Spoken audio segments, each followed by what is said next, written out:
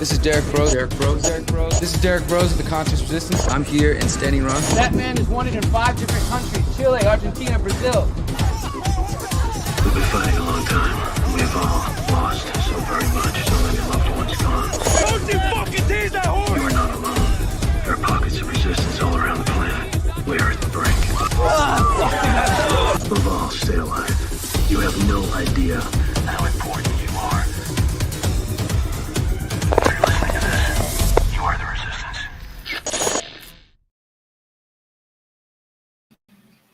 Hey everyone, this is Derrick Broze with the Conscious Resistance Network, and today is episode 149 of the Conscious Resistance Live, my weekly podcast that I've been broadcasting off and on since 2013. Tonight we're going to be talking about Donald Trump's first week in his second presidency and how that intersects with the larger growing technocracy movement, the technotronic movement, if you prefer Zbigniew Brzezinski's terms from the 1970s. And we're also going to talk about solutions, because if you followed my work regularly, or let's say you're new here, you might not be familiar with the fact that I try to focus on solutions, not just be another talking head, another journalist, another podcaster who sits on the internet to listen to themselves talk and tell you how bad the world is, but to actually try to provide some type of solutions. And I don't mean false political solutions like telling you that Donald Trump is going to come save you, or that you should trust the billionaire technocrats to fix all your problems, and that you don't actually have to do anything in your life because somebody else is coming to ride in on a white horse like Q and the white hats or something like that. No, I'm here to give you the brutal, honest, factual truth as I see it and as I report it. And I also take it upon myself as an activist at heart to try to propose some ideas for what we can do to build that better world that we know is possible. And so I am very much focused on that. And that's what we're going to talk about tonight. We are going to outline the ways that Donald Trump is already showing the technocratic state in his second administration, and how that is very much been the plan. And I've been warning myself, and others have been warning that this is what was going to happen. And many people may be now realizing it and feeling voters' remorse if they hadn't already. And then, of course, I will be honest, we're going to talk about some of the things that I saw that were good. I only see a few potentially good things, and one for sure good thing. You might see more than that from your perspective, but we will definitely talk about some of the problems, and then we will get into the solutions. First off, before we go any further, I want to remind you guys that this week, starting Wednesday, 2 days from now, the People's Reset activation is starting in Morelia, Mexico, which is where I live. And it starts Wednesday morning at 10 a.m. Central Time. So if you live in North America, 10 a.m., you can watch. So if you're at work and you need something to distract yourself while you pass those hours, you can watch the People's Reset completely for free online at thepeoplesreset.org or at thegreaterreset.org. It's the same website, same place. There'll be an embedded video via Odyssey on our homepage. And for those who are unfamiliar, well, this is a 5-day event, solutions-focused event, where we talk about 5 different themes. Health, in terms of mental, physical, spiritual health. Day 2 is about permaculture, growing your own food, getting connected to the growers in your area. The 3rd day is about parallel networks, alternative systems like homeschooling, economic systems, etc. The 4th day is called Empowering Technology. It's all about decentralized, open source, privacy-based technology, both digital technology, health technology, all sorts of technology. And then the 5th and final day, which will take place this Sunday, February 2nd, is called Building Free and Conscious Communities. And we hear about people giving examples of how they're building homesteads in Texas, or they're building a community in Finland, or they have land and they're building a community in parts of Mexico. And we'll hear from people who are doing home birthing. We'll talk to people who are doing world schooling and unschooling and things like that. All of these ideas will be explored for the 5 days between Wednesday, January 29th to Sunday, February 2nd, 10 a.m. Central to 5 p.m. Central every day, with a 1.5 hour break for lunch in there.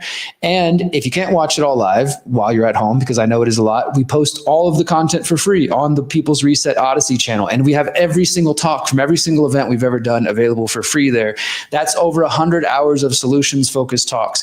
There's no excuses, my friends. If you want ideas about how to change your life and you don't want to sit around and wait for politicians, and you're looking for other people to connect with, if you can't make it to Mexico, if you haven't heard of us, I encourage you to come next year, but at the very least, watch this year for free at your home or a local venue with friends and family, with other like-minded people. Maybe focus on one day if you can't watch all 5 live and say, look, let's focus on permaculture day because we really need to learn more about growing our own food.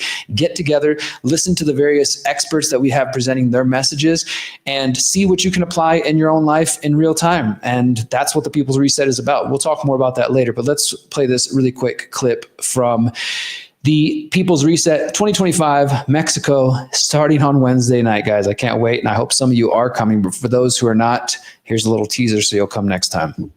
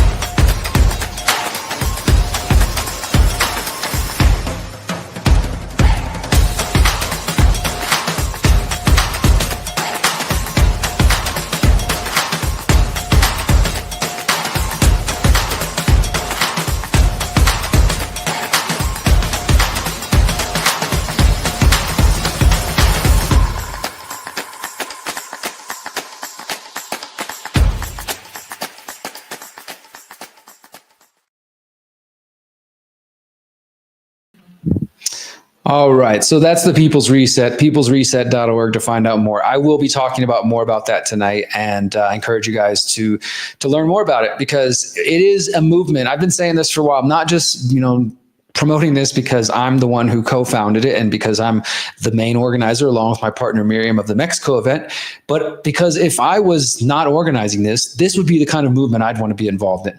And even if you don't like that word movement, this would be the kind of event I'd want to be going to. And I speak at a lot of events, as I have been for 11 years now, in the UK and Portugal and Spain and Costa Rica and Mexico and the US, all over those countries. And the kind of event we're hosting now, this is the kind of event I've wanted to be a part of for a long time.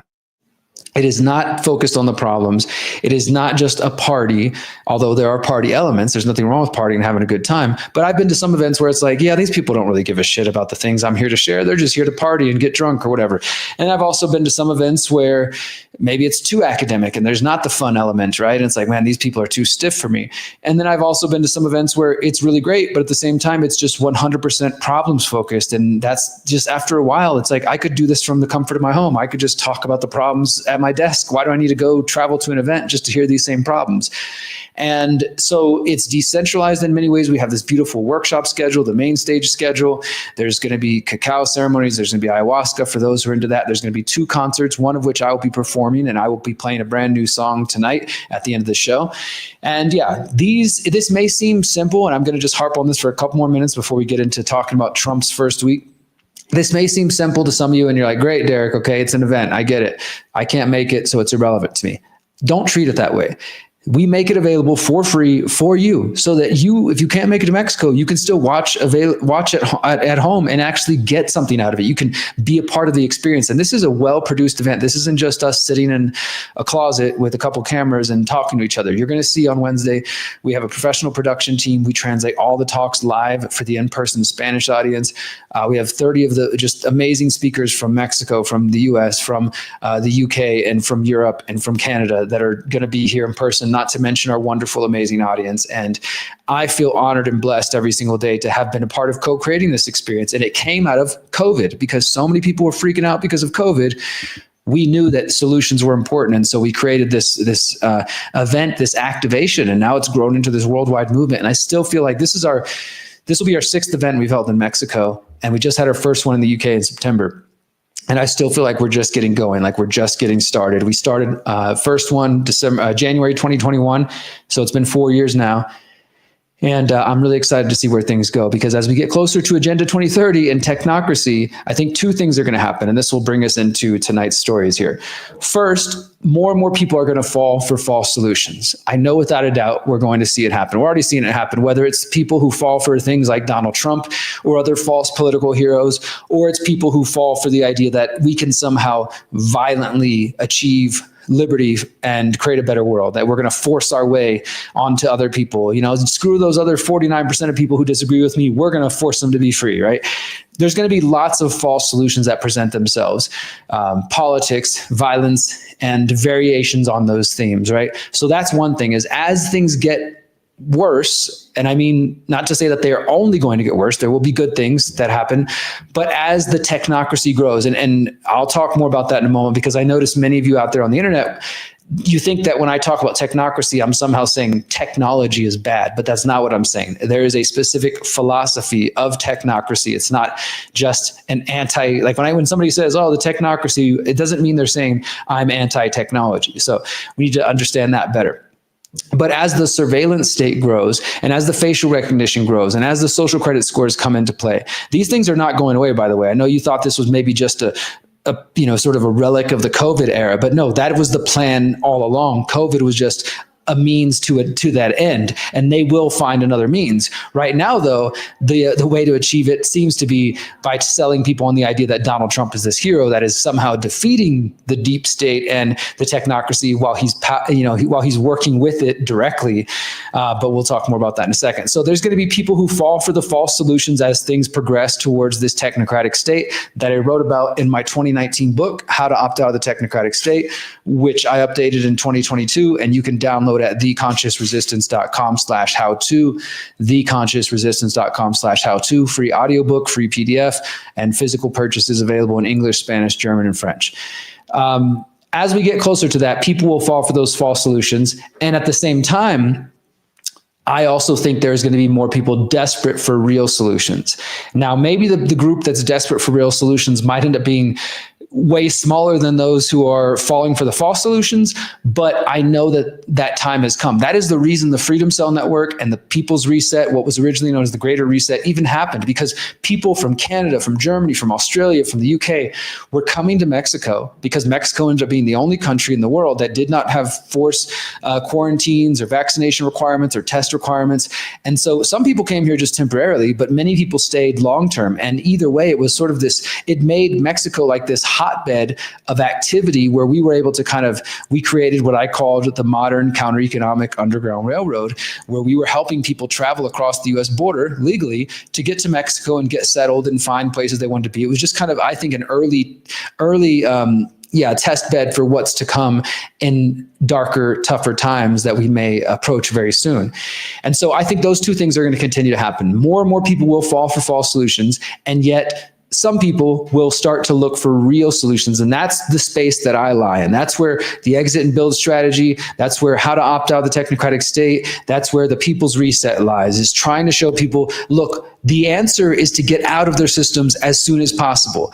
And you can come up with a million different excuses and say, Derrick, they're never going to let you build a network of freedom communities that can trade and can defend each other and protect each other in times of need. They're never going to do that. Didn't you see the California fires? Those were obviously directed energy weapons. And if your community gets too much of a threat, they're just going to do you out of existence, or they're going to come storming and whatever. You can think of all those things. And I'm not in denial about those things.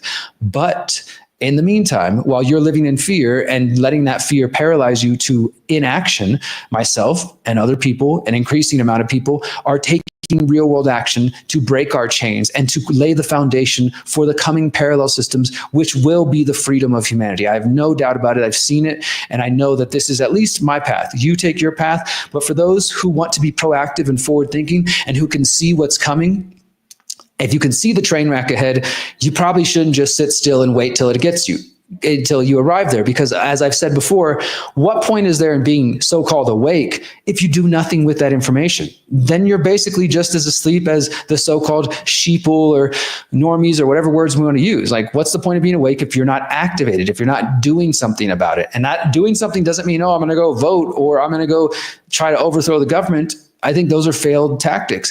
Doing something means voting with your actions every single day and saying, you know what, I'm going to vote with my dollar, not just in the sense of like, I'm not going to go to McDonald's, I'm not going to support Monsanto, I'm not going to shop at Walmart or things like that, which are important.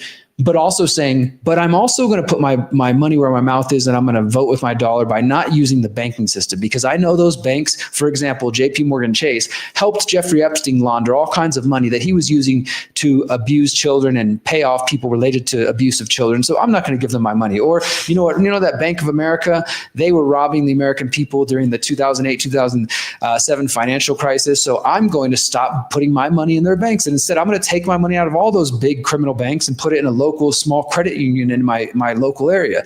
I'm going to boycott companies that don't have, that are supporting Israel and Zionism and things like that. I'm going to shop as local as possible where I can. I'm going to go to the local farmers market and meet the people near me who are growing the food and the crops and the mushrooms and the veggies and whatever other is in your diet, and buy from them directly, or get closer to them, or visit their farms directly. And I know that this sounds like a lot of work, and it is, because guess what? Real freedom takes work and effort and energy. It's not going to be handed to you by fucking Elon Musk and Donald Trump. I'm sorry, you're delusional. Yes, take a step back, look in the mirror, recognize that nobody's coming to save you. But guess what, my friend? That is a beautiful, beautiful white pill. That means you have to take responsibility for your life, and you can't sit around and trust that somebody else is going to do it for you. And I know that can be scary at first, especially if you spent your whole life trying to shirk off responsibility and refuse to be a responsible adult who needs to claim their own power and recognize that you are in control of your life and nobody else is coming to fix it for you. I know it can be difficult to recognize that, but once you see that, you are beautiful, you are powerful, and you are free, and you are capable of organizing your own life, you are capable of self-governance, then quite frankly, there's nothing else to do but claim it, and then live as this empowered, beautiful person that is claiming their personal responsibility, claiming control of their own direction of their life path and their governance, and not making excuses and say, okay, what do I got to do? And that's where ideas like exit and build come in.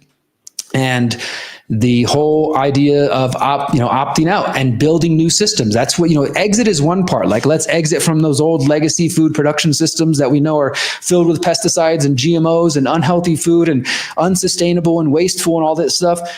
And let's build or support those who are building the new ones. So that's what I mean by stop shopping at the big box and stop supporting that as much as you can. And then go to the local farmers market. Like, I go to an organic farmers market every other weekend here where I live. There's a different one on opposite weekends.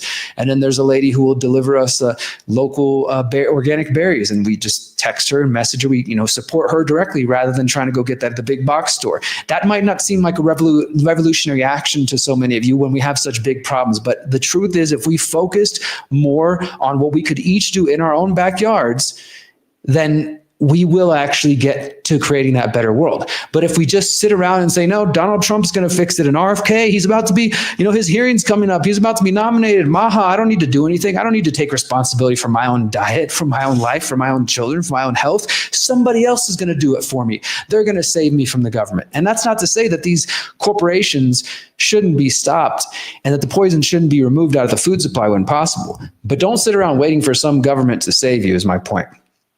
All right, I think I've ranted enough. Let's go ahead and get into the show now. I want to remind you guys that my website is theconsciousresistance.com. This is where I've been broadcasting since 2013, more than a decade now. You can find all of my podcasts, interviews, my books you can download for free, my investigations, my documentaries. Speaking of investigations and documentaries, next week is probably, if not the week after, the chapter 16 of the Pyramid of Power on religion and secret societies. Essentially the final episode of the sort of 4 seasons. And we'll have one final episode that dives deep into who's at the top.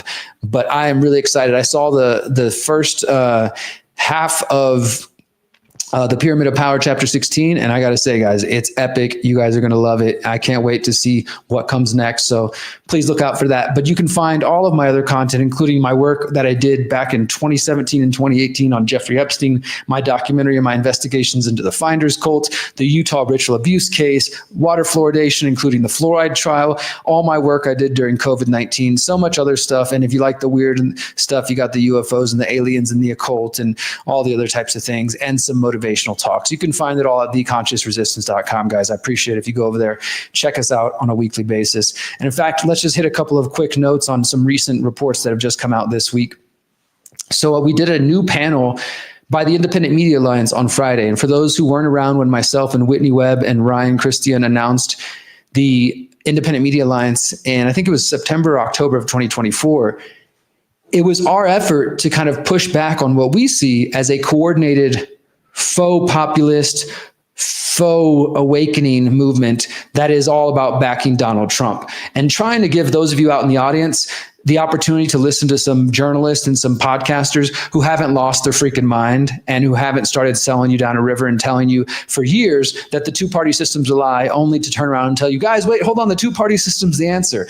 So we assembled a team of journalists, of podcasters, and content creators that we trust. We're not saying they're perfect. We're not saying we all agree on everything. But we decided to get more coordinated because the Peter Thiels and the Rumbles of the world and a lot of the right-wing Trump network, they're all more and more. And so those of us who just consider ourselves truly independent, we are getting more coordinated. And our first action is we've been doing these different panels. You might have seen one we did a couple months ago with digital IDs. And I think they did on digital IDs and I think CBDCs. I've only been on one or two of them. But this time I hosted a new one called What Comes Next 2025 and Trump 2.0 Predictions. Highly encourage you to watch this, guys. You can find it at theconsciousresistance.com. You can also find it at wherever you're watching right now, whether it's Twitter, Odyssey, BitChute, Substack, etc. You can find this there as well. I just encourage people to come to my website and give me the traffic, not the social media platforms. But this panel included myself, Ryan Christian of The Last American Vagabond, Hjorve of Geopolitics and Empire, Jason Burmis, Ian Davis, Kit Knightley of Off Guardian, Catherine Austin Fitz was supposed to appear, but she didn't make it. Steve Poikonen of Slow News Day, and the legend Patrick Wood of Technocracy News. Encourage you to check that out, guys, because some of what I'm going to talk about today, I did mention in my part of the panel there. So check that one out. That's brand new just past week. And then also I did release a new interview last week with attorney Michael Connett. You guys may remember I spoke to him 2 different times in the past. He is the attorney that really fought the EPA and won in the first fluoride lawsuit that started back in 2016, 2017, and then just ended, or at least kind of came to a conclusion with the judge's ruling last September. And in this interview, Michael and I talk about the fact that the Biden administration, one of their last things they did was to the EPA under the Biden administration to appeal the judge's decision, and they're trying to fight back and kind of not get the fluoride out of the water. But Michael has also filed some new lawsuits relating to fluoride toothpaste. And I think this is really good. I don't know if you guys have seen this. In fact, I'm going to show you guys a quick clip because I think it's worth showing just while I got you here. Michael has just been doing some really fabulous work on this topic, not just with fluoride. I mean, like absolutely with fluoride, he's kicking ass. But more specifically on just going after these people. Like I really appreciate his tenacity, his spirit, having hung out with Michael a little bit now, seeing him work in the courtroom, and he's definitely like in his element in the courtroom. But yeah, just having somebody like that on your side, I think is just an immense benefit. And, you know, the freedom movement needs people like that. I don't know Michael's entire life, but I know him well enough to say that this guy's legit and he is fighting to protect the kids. He's fighting to get fluoride out of the water. He's fighting to hold the people accountable who've been lying for generations and telling us that fluoride is safe. So Michael's latest lawsuit, in addition to the first lawsuit that was against the EPA for denying the petition, which the judge concluded fluoride does lower IQ in children, now he's suing, I think he filed 6 class action lawsuits against a whole bunch of different toothpaste companies who literally, it's like they're marketing to kids. And the idea is that basically this is a dangerous product and, you know, it shouldn't be just available to kids. And he shows how different examples of how they've got like Buzz Lightyear and Paw Patrol and all these kind of cartoon characters, and it's brightly colored like it's candy or juice or something. And then it says like, you know, strawberry splash, you know, watermelon, whatever. And it's clear that they're marketing it to try to get the kids to say, hey, mom, dad, I want this and that one. And it's got obviously fluoride in it. Fluoride is associated with lower IQ in children. So check this out. This is just a quick clip. I think this is Michael talking about the way the media misrepresents the fluoride studies. So check this one out. Good question. I do think that if you look at the media coverage over the past few months, the standard refrain is that the levels associated with reduced IQ are far higher than the levels that we receive from fluoridated water, or the exposures from fluoridated water. And that's been a standard refrain. And So it wouldn't surprise me that you have many people reading these stories who think, okay, this isn't relevant to me. It's not relevant to my community. And I think that's a disservice for the media to convey that impression for a number of reasons. And first, even if there was not yet evidence of harm below 1.5 parts per million, which is 2 times higher than the level we add to water, even if that was the case, a margin of 2 is very small when we're talking about environmental toxicants. The Environmental Protection Agency, the EPA, when it's regulating chemicals, it wants margins between the hazard level and the exposure level of at least 10. Okay. If you get a margin lower than that, that's a real danger zone. That is a precarious margin, a precarious buffer between the hazard level and the exposure level.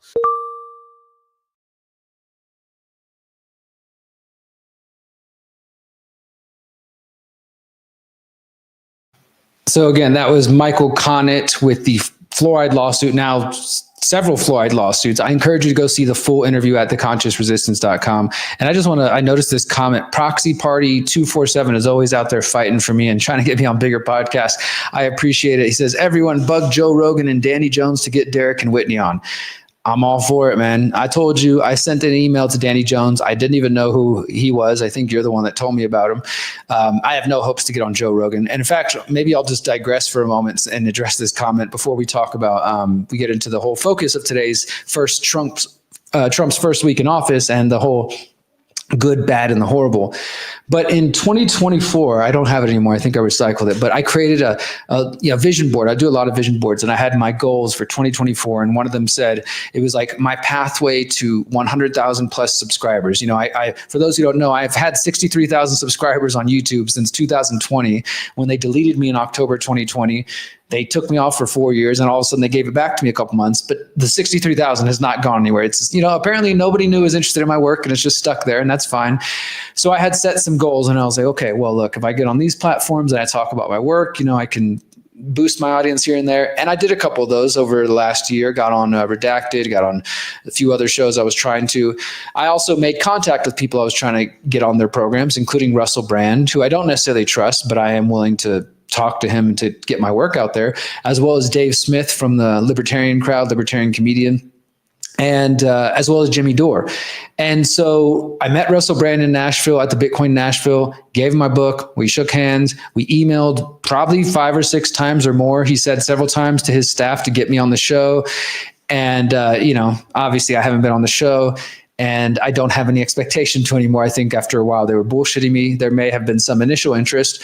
And then Dave Smith, we met in person. We've gone back and forth, but he's a grown man. I figured a conversation between us would be a good conversation for our audiences. We exchanged numbers. He gave me his, texted me. I texted him back. I never heard anything from him. That was May of last year at the Libertarian Party convention.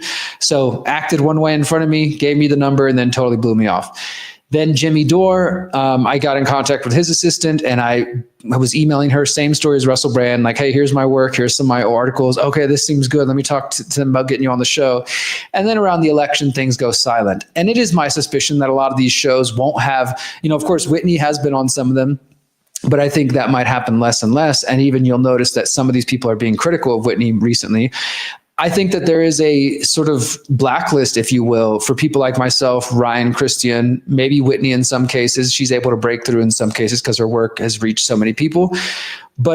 And not even just us, but I'm sure there are others who there's like an algorithmic suppression of our reach, because we know they literally do control our reach through algorithms on social media, but also beyond just the algorithm kind of keeping you from ever cracking to that next level. Certain maybe podcasts that are at those next levels that either through a verbal or tacit agreement have come to some conclusion that, like, whether it's like, hey, these people aren't allowed, or people who talk about these topics generally aren't welcomed. And it might not even be a conscious verbal thing where we all get together and say, hey, we're all podcasters, we're not talking to Derrick Broze. But I think generally speaking, there is some sort of there's clear algorithmic suppression, but I think there's also something else. And maybe I'm just fucking paranoid. Maybe I am. Maybe I'm just insecure about not reaching more people, but I definitely see it in my work. I often can tell it's like there's some, it feels like, and I've had people tell me my accounts are shadow banned on Twitter, on YouTube, on Facebook, things, all the funny, usual stuff that you guys know. So anyways, I say all that to say, put me on Joe Rogan, put me on Danny Jones. I'm happy to talk to anybody. I'm happy to have healthy debates and discussions. You guys saw that with Ian Carroll and others. And it doesn't even have to be a debate or discussion, but I'm happy to do those conversations, even if we have different opinions. I just want to talk to people who actually care about ideas. So thank you to those out there who do try to push for me to get on bigger podcasts. So let's go ahead now and boo Dave Smith, boo all those people. I'm not even saying I agree with them. In fact, I disagree with them, which is why I want to talk to them. Like, I need to get on these bigger platforms and have a good, healthy discussion with them. So let's go ahead. Let's talk about the good. There's a little good, the bad, and the horrible of Donald Trump's first week back in the White House. Okay, let's go ahead and do that. Main good thing. In fact, probably the biggest good thing that I care about. Ross Ulbricht is free. For those who don't know, I'm not going to tell Ross's whole story. You can go to theconsciousresistance.com and either search Ross's name, or you can go back to my website and search the Silk Road. In fact, maybe, let me see if I haven't deleted it real quick. I have a clip that I've been sharing around from my interview with Abby Martin back in like 2015. In fact, let me go ahead let me just do this real quick. I'm going to download that right quick and get that to you guys, because I think it's worth watching. But because I'm sure this is the point. Ross Ulbricht is free. He is largely assumed to have been the creator of the Silk Road Marketplace. And he was arrested in 2013 and then sentenced to 2 life sentences in 2015. I was in the courtroom there in 2015 for the entire time. You can find some articles that were written that mentioned me, because I unconsciously yelled out, "Ross, you're a hero," whenever I heard he was getting sentenced to 2 life sentences and heard his family starting to cry and things of that sort. It was really tough. I was there, though, in the audience, reporting as a journalist for the entire time on the sentencing. And there's a lot of garbage out there about Ross, including this idea that he hired hitmen to kill people, including which the alleged victim who was supposed to be killed has said that he doesn't believe Ross did it. And also, those accusations were just brought up against Ross to try to prejudice the jury against him during his trial. And as soon as he was sentenced to these other life sentences, they dropped the charges and he's never faced them. But that's like one of the number one pieces of disinfo that people out there say, well, didn't Ross hire a hitman to do this?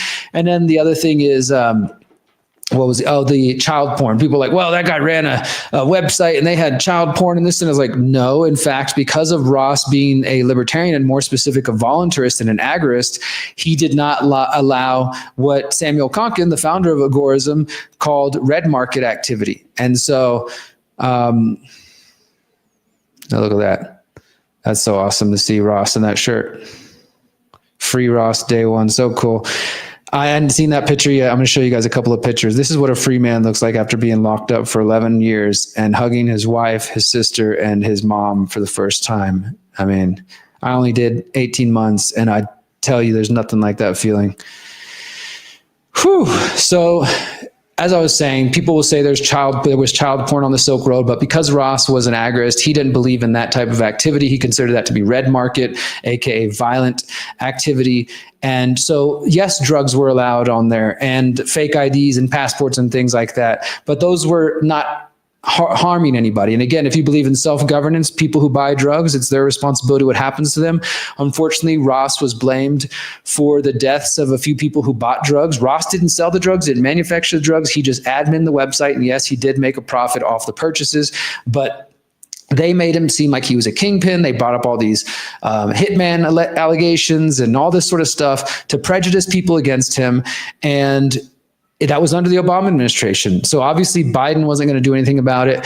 Trump only did it. Let's be real. He only did it because he wanted the votes and he promised the libertarians he would do it. So I didn't vote for Trump, but a lot of libertarians did go vote for Trump because they thought, hey, if this guy's going to free Ross, then we'll support him. We'll do whatever it takes, right? And I don't know. I like I said, I'm not going to fault any libertarian who went that route. I felt bad on one hand that I had to tell his mom, Lynn, who I love and care for very much and who's been very kind to me and supported my work as I reported on her son's injustice, that I'm sorry, I can't support Donald Trump. Like, I'm not going to do it. I love Ross. I want Ross free, like tomorrow, today, immediately, right? But I'm not going to freaking support Trump to do that. Because I guess my sort of philosophical dilemma has been that ultimately it's just a bargain with the devil, no matter which way you look at it, right? Not to call Trump the devil, but I mean, you understand the phrase, hopefully, that it's a bargain because, okay, Ross gets freed, somebody's life is changed. That's a positive thing. One man's life is changed for the positive. But what about all the other potential negative that we know is likely to come under Trump's administration? That's what was keeping me up at night. That's what worries me. And I still feel that way. But ultimately, fuck yeah. Ross is free. Ross is free. Holy shit, Ross is free. I can't believe that. We were definitely in tears over here at my house.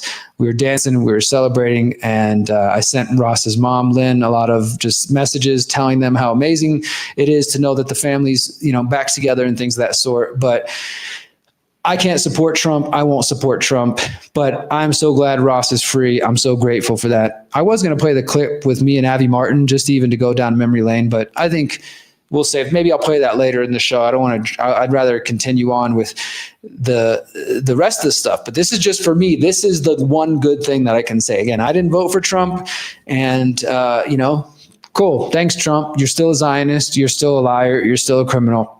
You're still selling the freedom movement down, selling them false hope, and I don't trust you one single bit. As I posted on, let me pull that up real quick, on social media, that I think Trump is going to give people just a couple of quick wins, throw them some scraps from the table, if you will, and that'll be enough to convince some people to shut the heck up and just be quiet. Because, hey, I mean, in fact, this is my guarantee almost. We are going to hear, those of us who are principled but care about Ross, every time Trump does something bad for the next 4 years, we're going to hear, hey, but at least he freed Ross, right? Hey, he freed Ross, right? Hey, man, if we didn't have Trump, we wouldn't have gotten Ross freed. So I'll excuse a few dead Palestinians, right? Or I'll excuse more inflation, or I'll excuse the technocracy because, hey, at least we got Ross. I hate it, man. I hate it. I fucking hate this shit. This is not a good situation to be in. I am so grateful Ross is freed, but I absolutely think this is just throwing us some bones, to even, you could say, to distract you, or just to, kind of have one hand looking over here while they do all the nonsense elsewhere. However you want to look at it, it doesn't feel good. I'm not optimistic. I'm also not black-pilled, though, because as today's show is called, the People's Reset, the exit and build movement is the answer to the Trump technocracy 2.0.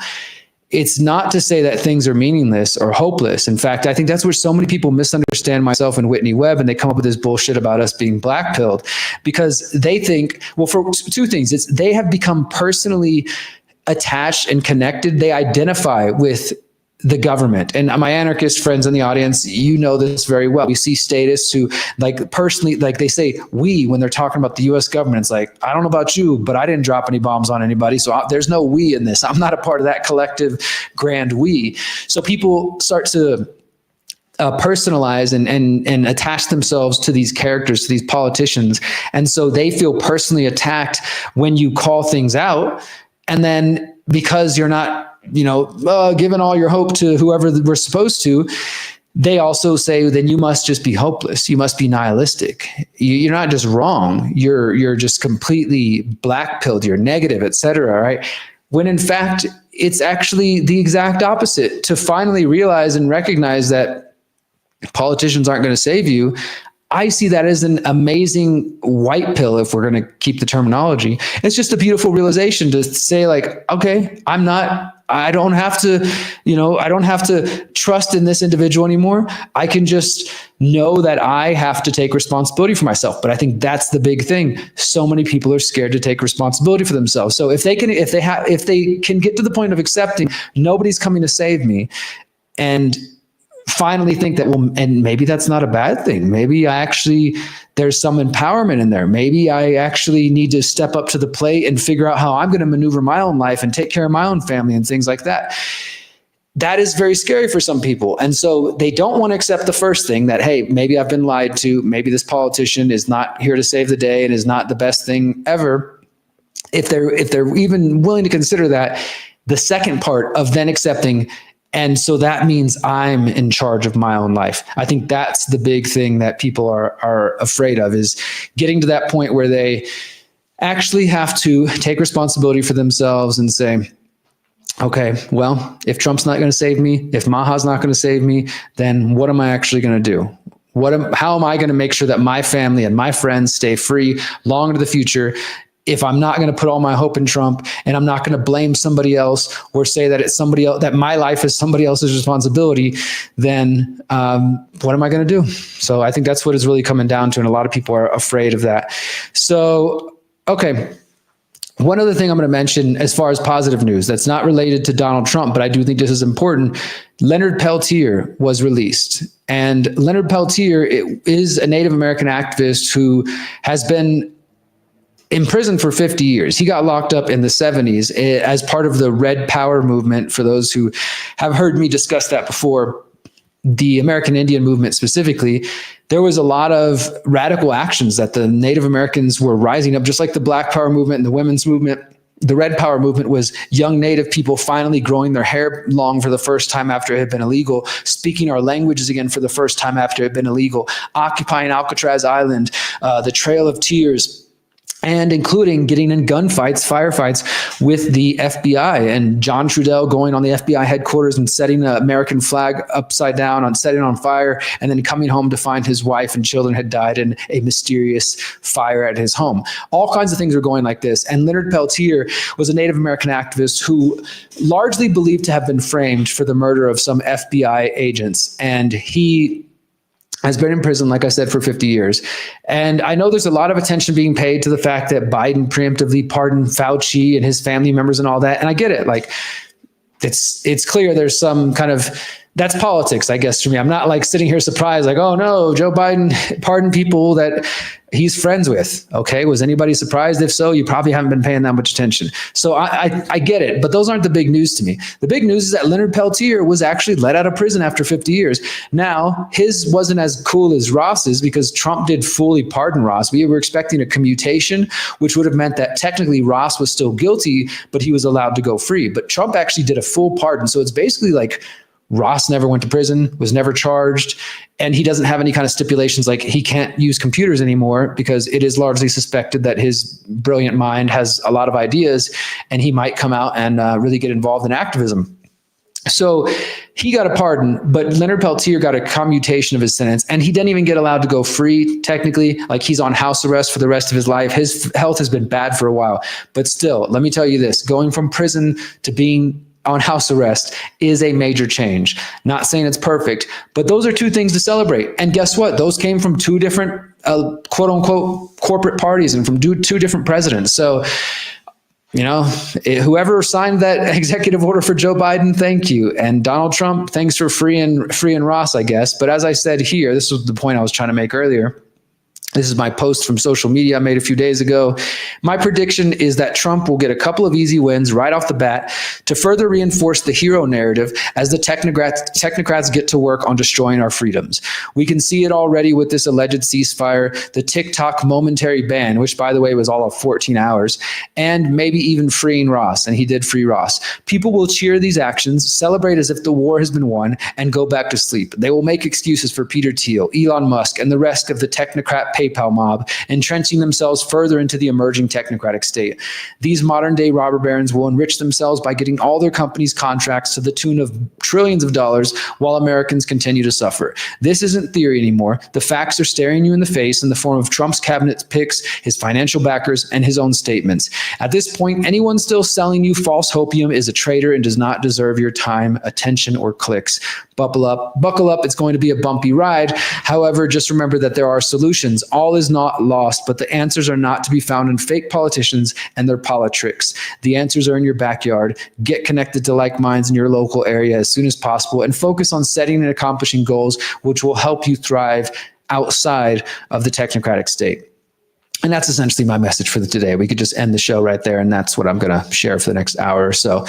But that's what I think is happening. I think there's these couple of easy wins. Like, for example, here's another easy win.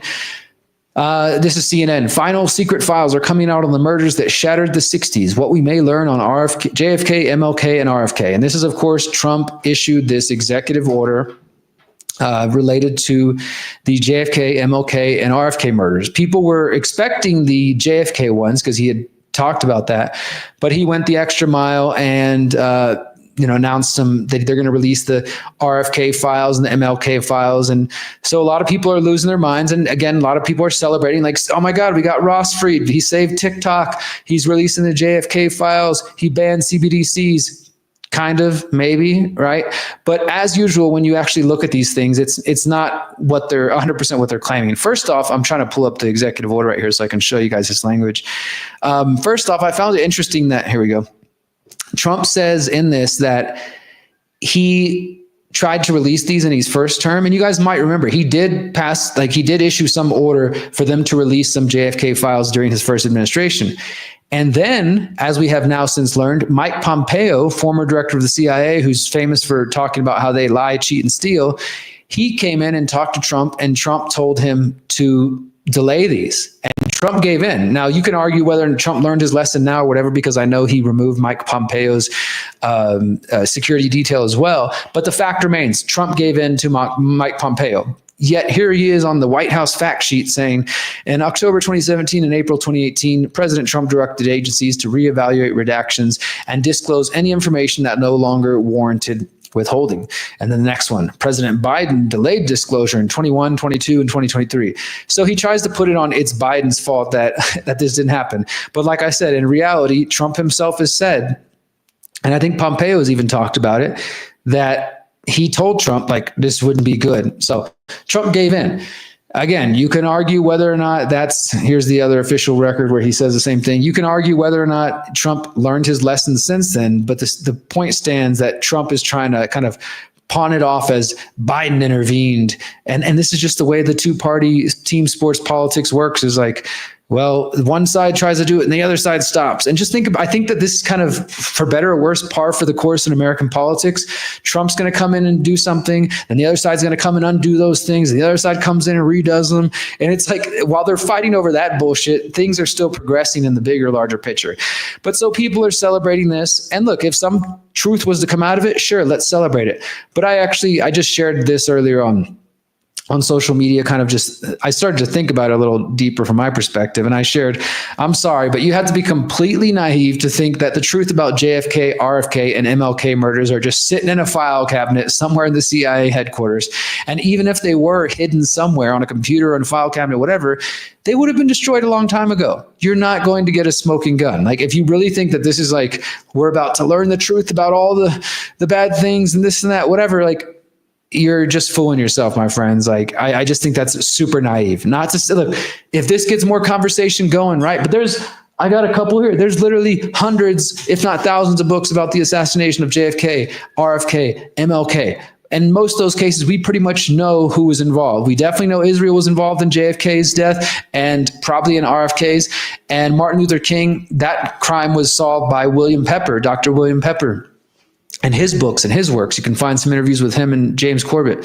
So I just think this is another one of those sort of easy wins. Trump's coming in the first week, freeing Ross, freeing the J6 prisoners, which, like, okay, that's not my big issue. If people were wrongly locked up, of course, let them out. And I'm not going to sit here and try to defend cops and say, don't beat up cops.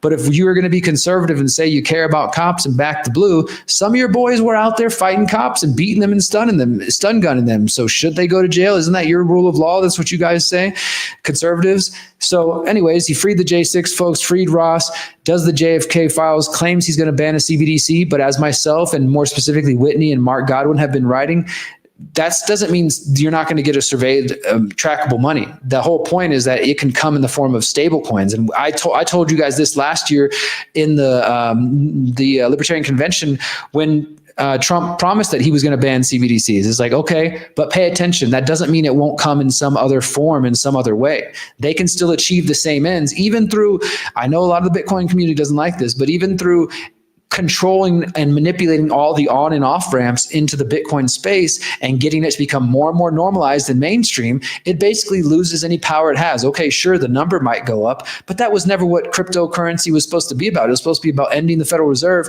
and creating more economic freedom. Now, a lot of people just care about whether they get rich off it. They don't give a shit about privacy. They don't care about trying to end the Fed or anything like that.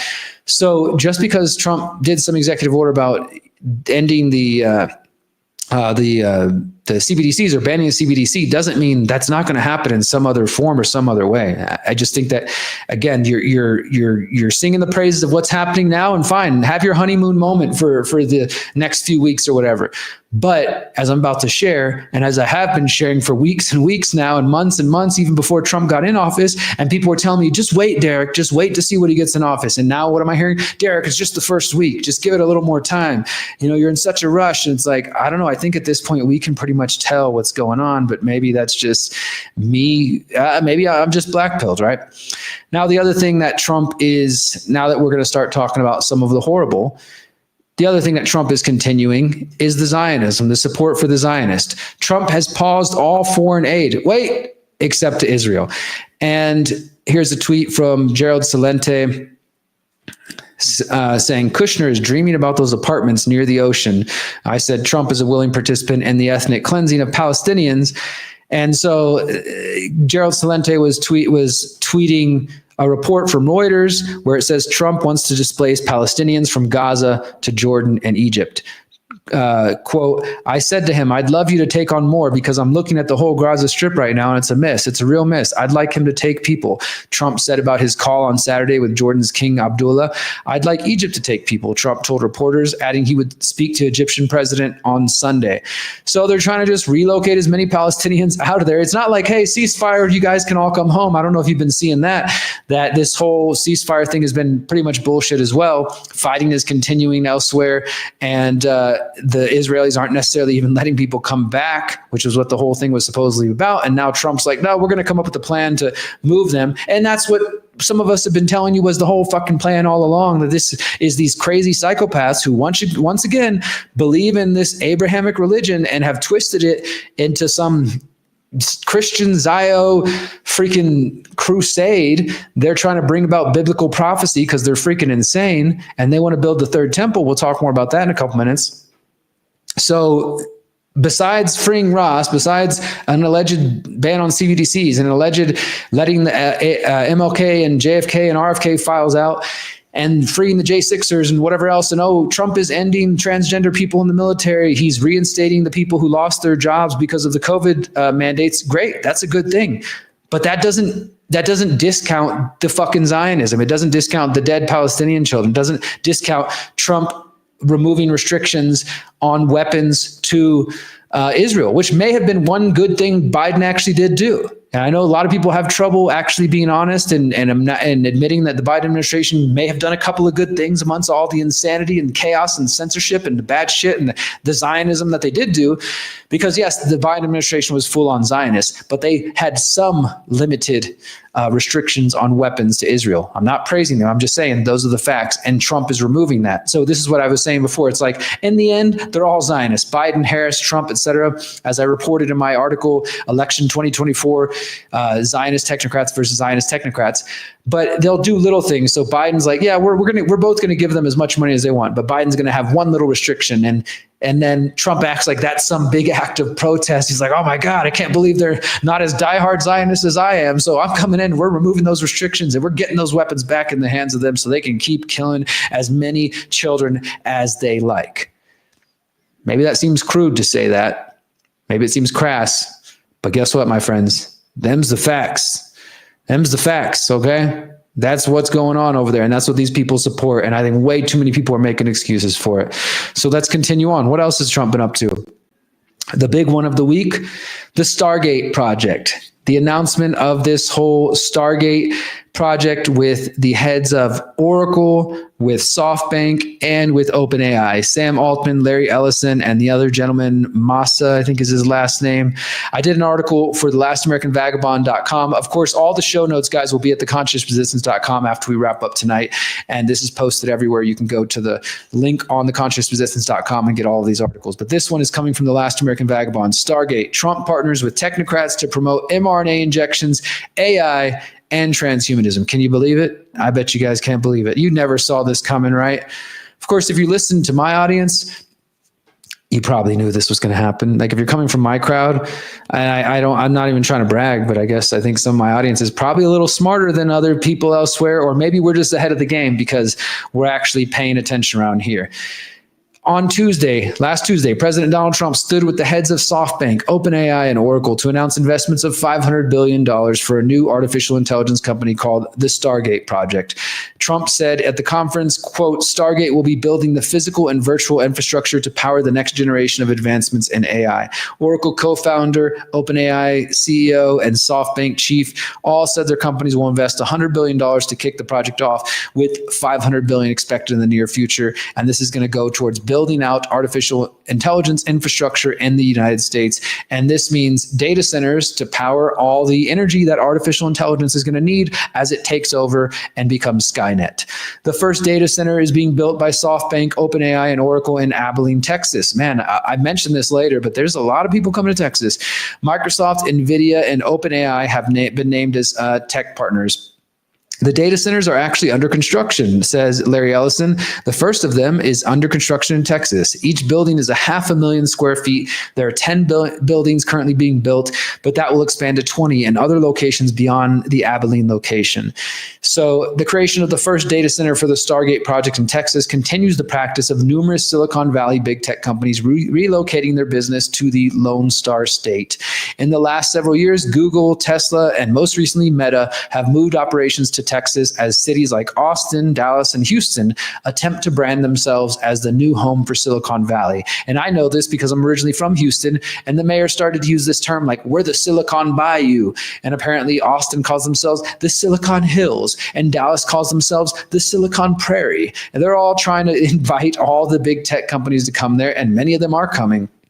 OpenAI said in their press release that the Stargate project will, quote, secure American leadership while creating hundreds of thousands of American jobs, and that the project will, quote, reindustrialize the U.S. and provide a, quote, strategic capability to protect the national security of America and its allies.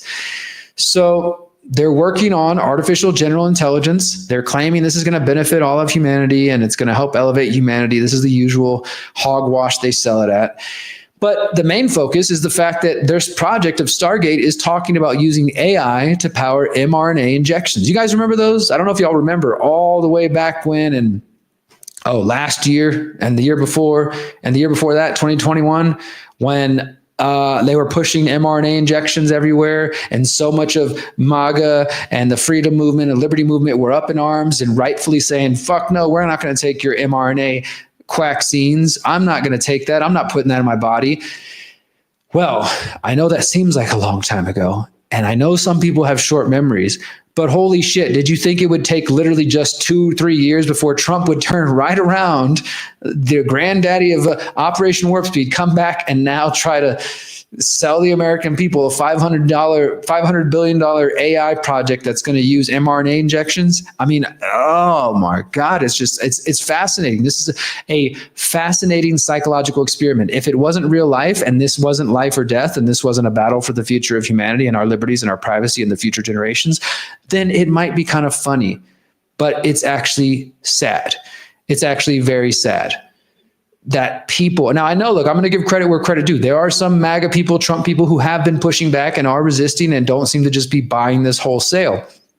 But I definitely think there's a lot of people who are making excuses and who aren't fucking waking up. They're not getting it. I don't know. They're just not paying attention. But wow, how quickly things change, right? And like we got in the comments, he didn't mention mRNA during the campaign. Well, here we are, right?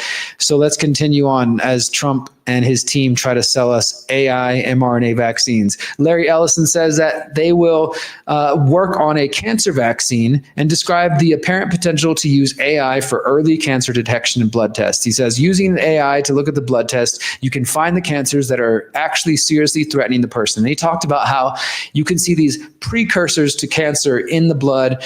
And this may be true, but you're still not injecting me with mRNA. I don't trust this shit. And maybe that's just because I'm an anti-science whack job. I don't know, but I'm not taking it. He said that after the AI provides a cancer diagnosis, the tech companies could gene sequence a cancer tumor and, quote, design a vaccine for every individual person to vaccinate them against the cancer. He said such a, quote, vaccine could be created within 48 hours. Right, I'm not taking it. The announcement of the Stargate project has been met by resistance and shock by some Trump supporters, while others remain committed to Trump and are searching for reasons to explain away the concerning initiative. Besides the obvious concerns about the expanding use of mRNA technology and the concerns for hazards to human health, there are also disturbing implications relating to the people involved in the Stargate project. And this is where I look at Larry Ellison, some of the things he's been involved in, Sam Altman, and I talk a little bit about how Elon is allegedly pushing back and things like that. And I have made this a habit of mine of trying to just bring up these characters, because sometimes, let me just say this, I think sometimes it might seem like minutia to those of you in the audience whenever people like myself or Whitney Webb and others are like, we're talking about, hey, this person, and this name. I know it's a lot to keep up. Shit, I can't keep track of it most of the time. I mean, there's many situations and names and faces that I do have memorized, and I know who their companies are and what they're involved in. Peter Thiel, obviously, some other people like that.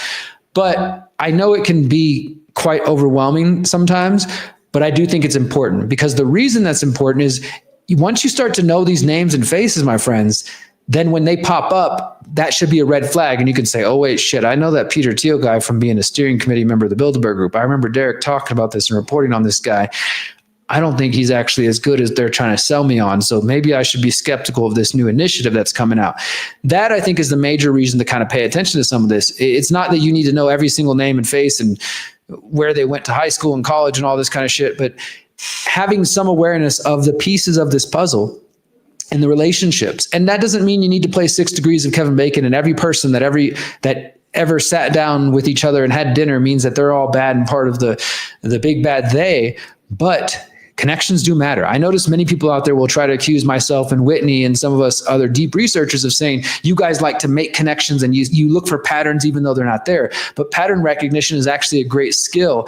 And when you do see certain relationships and certain people and names and faces pop up time and time again, you would be an idiot to not pay attention and to say, maybe these people have an agenda, and maybe I should pay attention when I see them out there shilling for whatever crazy stuff they're into. So let's go ahead and learn a little bit about this Larry Ellison gentleman. He's the second richest person in the world behind Elon. His company is known for having deep ties to the US government, including the CIA, which was actually Oracle's first customer. And they took their name, in fact, from a CIA project which was codenamed Oracle. In a 2002 San Francisco Gate article I found, it said Oracle wouldn't exist if it weren't for government contracts. That was from Mike Wilson, who's the author of the book, The Difference Between God and Larry Ellison. He wrote that 23 years ago. Oracle also has a history of lobbying both Democrats and Republicans, as well as employing ex-CIA agents in their lobbying efforts. The San Francisco Gate wrote only 8 months after 9/11, quote, Oracle has 1,000 sales and consulting workers focused exclusively on government work. And in the wake of September 11th, Oracle is counting on the heightened interest in staving off terrorism to boost its government ties even more. So they've been a long time government contractor since the 9/11 days. And Oracle, under Larry Ellison, started pitching the idea of a national ID card right after 9/11. And he called for local governments to create, quote, detailed digital maps. And in 2002, he actually published an op-ed opinion editorial piece for the New York Times, which called for digital IDs to prevent terrorism. Way back in the long ago days of 2002, this guy was already calling for what we're seeing right now in mid-2020. He said, quote, a national security database combined with biometrics, thumbprints, handprints, iris scans, or whatever is best can be used to detect people with false identities. And more recently, you guys have probably seen this clip, but we're going to play it in just a second. Ellison has generated controversy with his statements regarding using AI to keep the population on their best behavior. This was during an hour-long Q&A session at Oracle's 2024 financial analyst meeting, and he was describing how AI could be used to prevent potential school shootings, and that's what this thing talks about. And he says like how we can secure schools using cameras, and you can figure out if anybody's going to pull a gun or if people are not supposed to be there. And then he starts talking about how you could hold cops accountable because, as you'll notice, he says these cameras, he's talking about body cameras and using Oracle's AI technology, that they're never going to be turned off. Even if you have to go to the bathroom, you can say turn off, but technically it'll never be off. And that information is only accessible through a court order, allegedly. And he starts talking about how this will make police be on their best behavior and that the same thing can be applied to so-called citizens. So let's go ahead and play this 4-minute clip from Larry Ellison. Again, this is Larry Ellison, the gentleman who is standing next to Donald Trump announcing the Stargate project using AI for cancer detection and mRNA vaccines, who called for a police state only months after the attacks of 9/11. This is him talking in September 2024. Securing schools, we think we can absolutely lock down schools so that dramatically reduce the case of anyone being on campus that doesn't belong on campus, and immediately alert. Second, someone pulls out a gun, immediately alert. Use AI cameras to immediately recognize that. But we keep everyone off campus that doesn't belong on campus. The police, another thing. Body cameras. We completely redesigned body cameras. Our body cameras cost $70. Normal body camera costs, I don't know, $7,000. Our body cameras are simply lenses, two lenses attached to your vest, attached to the smartphone that you're wearing. And we actually take the video that the police officer is, by the way, and the camera's always on. You don't turn it on and off. And by the way you turn it on, you can't turn it on. I'm going to the bathroom. Oracle, I need 2 minutes to take a bathroom break, and we'll turn it off. The truth is, we don't really turn it off. What we do is we record it so no one can see it, but no one can get into that recording without a court order. So you get the privacy you requested, but a court order, if you get a court order, we will, judge, can order, I want to look at that, this so-called bathroom break.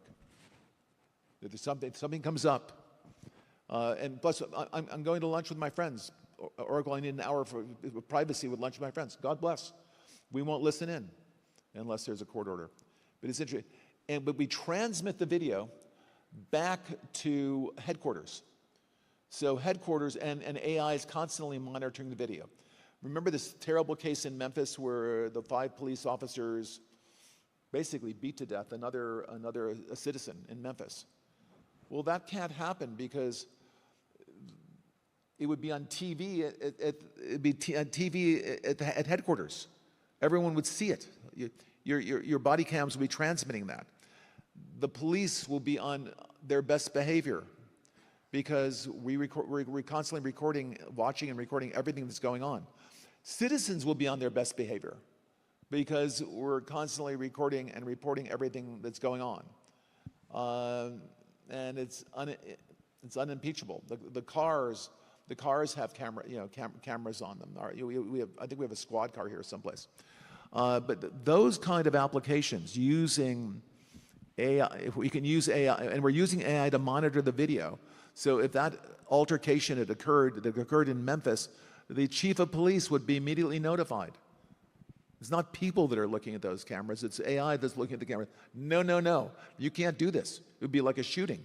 That's going to be immediately, that's going to be an event that's immediately, an alarm's going to go off. It's going to be, and we're going to have supervision. In other words, every police officer is going to be supervised at all times.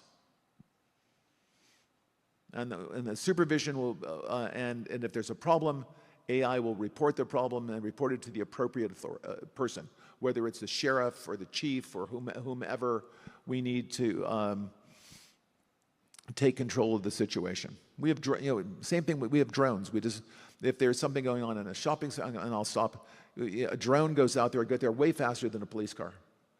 There's no reason for, by the way, high-speed chases. You shouldn't have high-speed chases between cars. You just have a drone follow the car. All right, enough of him. So that is Larry Ellison of Oracle. I mean, does that sound very similar to the, let me just go ahead. Does that sound very similar to the World Economic Forum's vision of the world? This is a point I was making on an interview I did yesterday, that Trump and Elon Musk and his team, they present themselves as the counter to the DEI, sustainability, World Economic Forum, progressive, leftism, radical Marxism, etc. They're the counter to that, right? They're going to be the ones to beat them back. But then when you actually look, Klaus Schwab talks about merging with machines, talks about having chips in our clothes and in our body, nanotechnology, talks about you own nothing and be happy, talks about having drones deliver everything to people's house, right? Because you don't need to go anywhere. Everything's just going to come to your little pod as you're eating the bugs. And you don't need to own a vehicle anymore because we're all going to have driverless vehicles. Literally the exact same mirror image from Elon Musk, who's making driverless vehicles, who wants to put chips in people's brains. This guy, Larry Ellison of Oracle, who wants drones in charge of, watching people and having this surveillance state, facial recognition. And of course, when you tie that to social credit score, there goes freedom, there goes privacy. This is what I was warning you back in 2019 and again in 2020 and the second edition of How to Opt Out of the Technocratic State, which you can download for free at theconsciousresistance.com/how-to. Free audiobook, free PDF. I'm not saying I got all the answers, but I definitely think some of them are useful and valuable to people, including and specifically the exit and build strategy. So a couple other points about Larry Ellison here. I looked into, because I knew there had to be some connection between Larry Ellison and Peter Thiel. He has a very cozy relationship with Peter Thiel, who is, of course, the co-founder of Palantir and a steering committee member of the Bilderberg Group and a mentor of numerous nominees to Trump's incoming cabinet.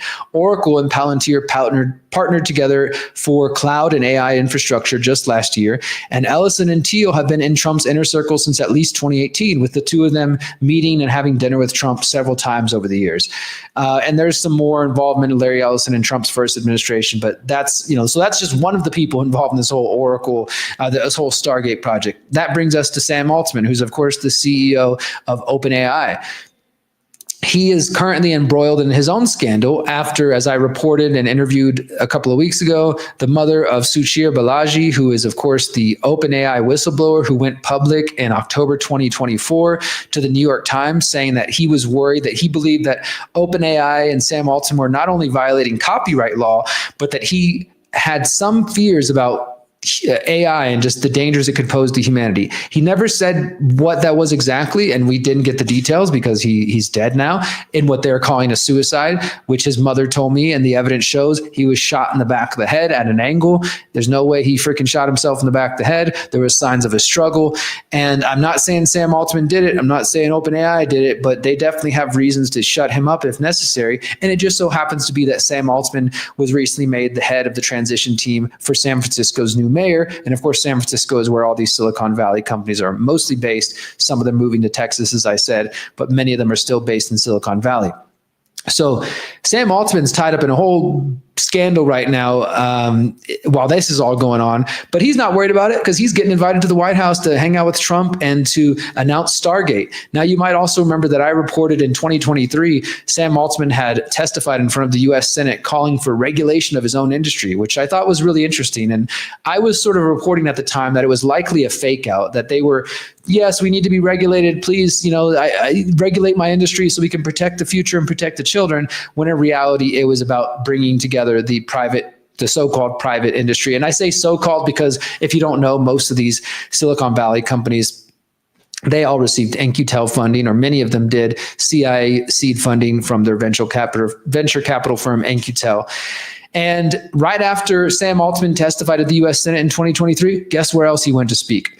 The Bilderberg Group in Portugal. Yep. So the guy whose company had a whistleblower speak out, who ends up dead under an alleged suicide, who's calling for regulation of his own industry, who's now part of the Stargate project, also went and spoke at Bilderberg Group in 2023. And who was president then? Joe Biden. Oh, look at that. It just goes from one party to the next. When do you think that they tapped him on the shoulder and said, you're going to do important things for us, Sam? And he was there with all kinds of other big tech AI proponents, including Microsoft's Satya Nadella, DeepMind's officials, and former CEO of Google and Bilderberg steering committee member Eric Schmidt, who also was a Kamala Harris supporter. And so in general, Sam Altman has also promoted the WorldCoin project, which I have reported on. You guys may have seen this. This is with these like giant orbs and people stare into them, and it takes a picture of your retina, and then it promises to give you some WorldCoin, basically promoting universal basic income and threatening people's privacy. They promise it's safe and it's inclusive and all this kind of stuff. That's the other guy that's involved in this whole operation. Oh, well, one more thing, by the way, just reported in the last couple of days, Sam Altman says that AI is going to require the rewriting of social contracts. He said, AI does more to help the poorest people than the rich people, he said. This is a huge part of why we wanted to build these tools. I think technology does a great deal to lift the world to more abundance and to better prosperity. I still expect, and this is over a long period of time, this is not like next year or, the year after that kind of thing, but over a long period of time, not by 2030 or anything, we promise. I still expect that there will be some change required to the social contract, given how powerful we expect this technology to be. I'm not a believer that there won't be any jobs after AI. I think we will always find things to do, but I do think that the whole structure of society will be up for some degree of debate and reconfiguration.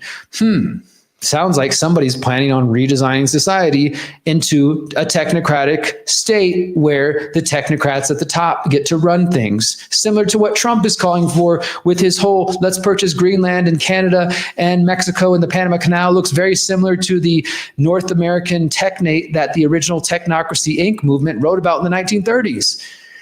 And after this was all announced, this Stargate project, Elon kind of spoke out a little bit and, talked a little shit to Sam Altman, because allegedly, and I say allegedly because I never really trust what they show us on the cameras, but allegedly they're no longer friends because they were involved in OpenAI and it was supposed to be open sourced, as the name implies. And Elon got mad after Sam Altman said, no, we're not going to do open source. We're going to make it for profit. And so they hate each other. And Elon said that the companies don't actually have the money, and they went back and forth on Twitter. But despite this public feud, both men are contributing to the rise of the technocratic state, including by promoting and funding AI, biometric digital identities, traceable digital currencies, and the Internet of Things / bodies. And also, while Elon Musk is being critical of the Stargate project, you guys might remember that it was Elon Musk's company Tesla who worked with the German company CureVac during the COVID-19 panic to build what they called mobile molecule printers for mRNA injections. He called them RNA microfactories at the time. And in 2020, when Elon Musk was receiving the Axel Springer Award, he mentioned his excitement about the potential for synthetic mRNA to lead to medical breakthroughs. He said, quote, you can basically do anything with this synthetic RNA DNA. It's like a computer program. So, I think with enough effort, you could probably stop aging reverse if you want. You can turn someone into a freaking butterfly if you want with the right DNA sequence. And the reality is that what he's describing, using technology like a computer program to alter the human genome, to turn somebody into a butterfly or anything else, this has been a long-term goal of the advocates of transhumanism, my friends, using technology and genetic editing technology specifically to modify human beings. You guys remember this whenever we were first learning about the mRNA COVID injections, and there was discussion about how Moderna had talked about the human body like an operating system that would need boosters, upgrades. We're going to need upgrades to our applications because we're part of the technology now. This is what the technocrats and the transhumanists want. They want to alter the human gene, the human DNA, to turn you into a butterfly or to turn you into a dumbed down, passive human slave, or kill you if they really want. Because at the end of the day, these people are eugenicists. That's what this is about, population control in the big picture. They want to play God, and they think they're going to eliminate aging, or they promise they're going to cure all diseases. But let's just even look at that. Imagine that we could trust all this garbage here, and that they really are these great heroes that are going to eliminate cancer and stop aging and all this stuff. Do you think that's going to be meant for the average person? Do you think that the bum down on the corner is getting a COVID shot? Do you think let's just say you're just a middle-class person, wherever you live in the world, right? Or maybe even lower middle class, or maybe even upper middle class. You think you're getting one of those miracle cure shots? No, my friends, even if it is legit, they're not just going to start giving these things out like candy. And if they do, I'd be very skeptical of them, just like the COVID shots. This is going to be meant for the ultra rich billionaires. You got Elon Musk at the top, you got Larry Ellison, you got Jeff Bezos, Zuckerberg. It's going to take a long time before that trickles down onto you. And if they were to take them like the COVID shots, say, look, here's Elon Musk taking his cancer cure, and they wait for the lemmings to line up and take it. I ain't going to go after it. I don't know about you guys, but I'm sure not going to trust that. So that's the Stargate project. That's some of the horrible. We started talking about a little bit of the good during Trump's first week. We talked about Israel, some of the horrible, the Stargate project, some of the horrible. Let me give you a couple other links before we take a quick break. This is a good article here from Jakob Nordengard, who you guys may have seen me interview a couple times on this channel. You can find that at theconsciousresistance.com. This is over at his Substack. Again, all the links will be in the show notes. Is Trump-mageddon coming? World Economic Forum, Project Stargate, and the Third Temple in Jerusalem. Now, he pretty much outlines much of what I've covered here, so we're going to skip over some of that. Well, there is one point I want to make.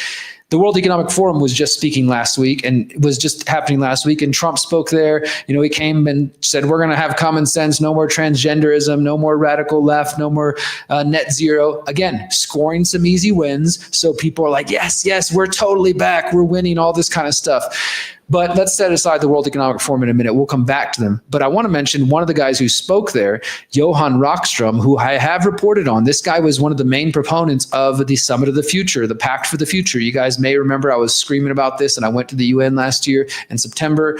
The Declaration of a Planetary Emergency, that's this guy's whole shtick. And he is from the Potsdam Institute for Climate Impact Research. And he gave a talk at the World Economic Forum saying how they have developed a prototype for a control center for planet Earth that will collect real-time data on global levels to detect risks and bring us into a safe maneuvering space for humanity. And so they talk about, there's like these different tipping points that, you know, if the fresh water gets too much like this, if the climate's messed up like this, the pollution, then we're too far gone. It's just more doomsaying about the planet and trying to scare people into letting them take over. I think that's an important thing. We need to pay attention to that guy in the long term. Now, if he outlines the whole big tech stuff that I just did, I didn't even mention the fact that that Bill Gates said he got to meet with Trump and they had a great talk all about vaccines and this and that. But I want to mention this, the whole religious aspect I sort of alluded to earlier. Trump, Gaza, and the Third Temple. On Sunday, Trump proposed that Gaza be cleaned up and that the population be moved to Jordan and Egypt, as I just said a few moments ago.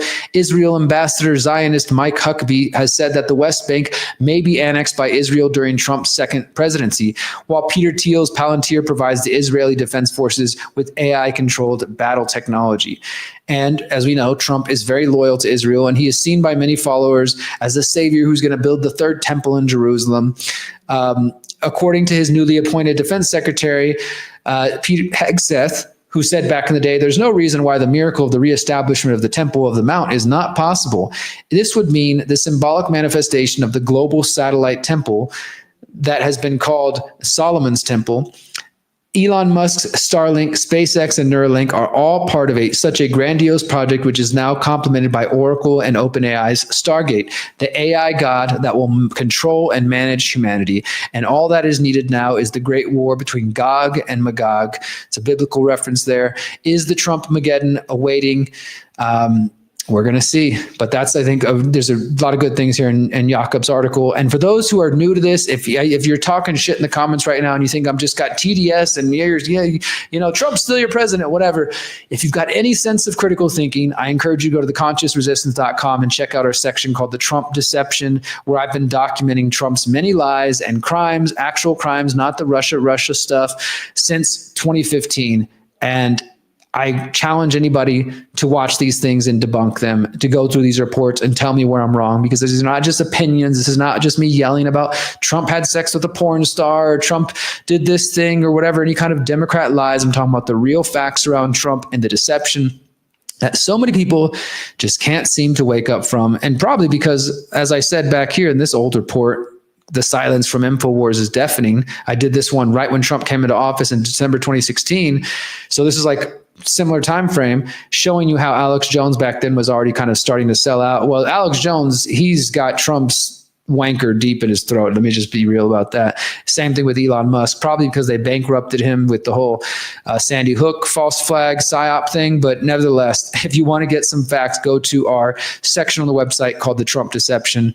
And yeah, that's what Trump's first week has been to me, my friends. There's been a little bit of good and there's been a whole lot of horrible. And I don't expect anything different from Trump. I definitely don't think it's going to get better before it gets, I think it's going to get worse before it gets better. And that doesn't mean there's not going to be pieces, scraps thrown from the table. But the real answer is for us to flip the fucking table over like Jesus and say, get the hell out of here, and recognize that these people control the game, and anything you try to do within that game, they can control, they can manipulate. You're not going to win through voting, protesting, expressing your voice. It's a part. Do it when you can. It's important, I think, especially if you're younger and you're just waking up. But the real answer, as we're going to talk about in the next part of the show, is exiting from their systems and building the better world that we know is possible. We're going to take a quick break, guys, and come back with one more story that I want to cover. Just a brief update on a story I covered last year.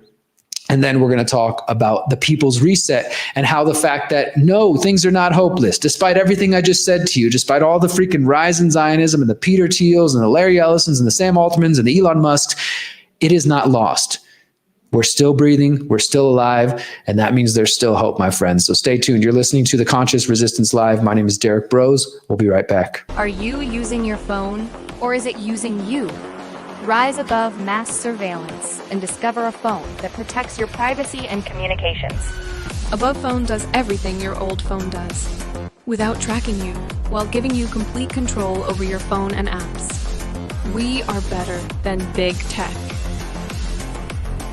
It works with any cell service. No forced logins, no advertising or tracking. Download apps privately. Control your phone and its apps with secure hardware. Introducing Above Suite. Protects your internet traffic.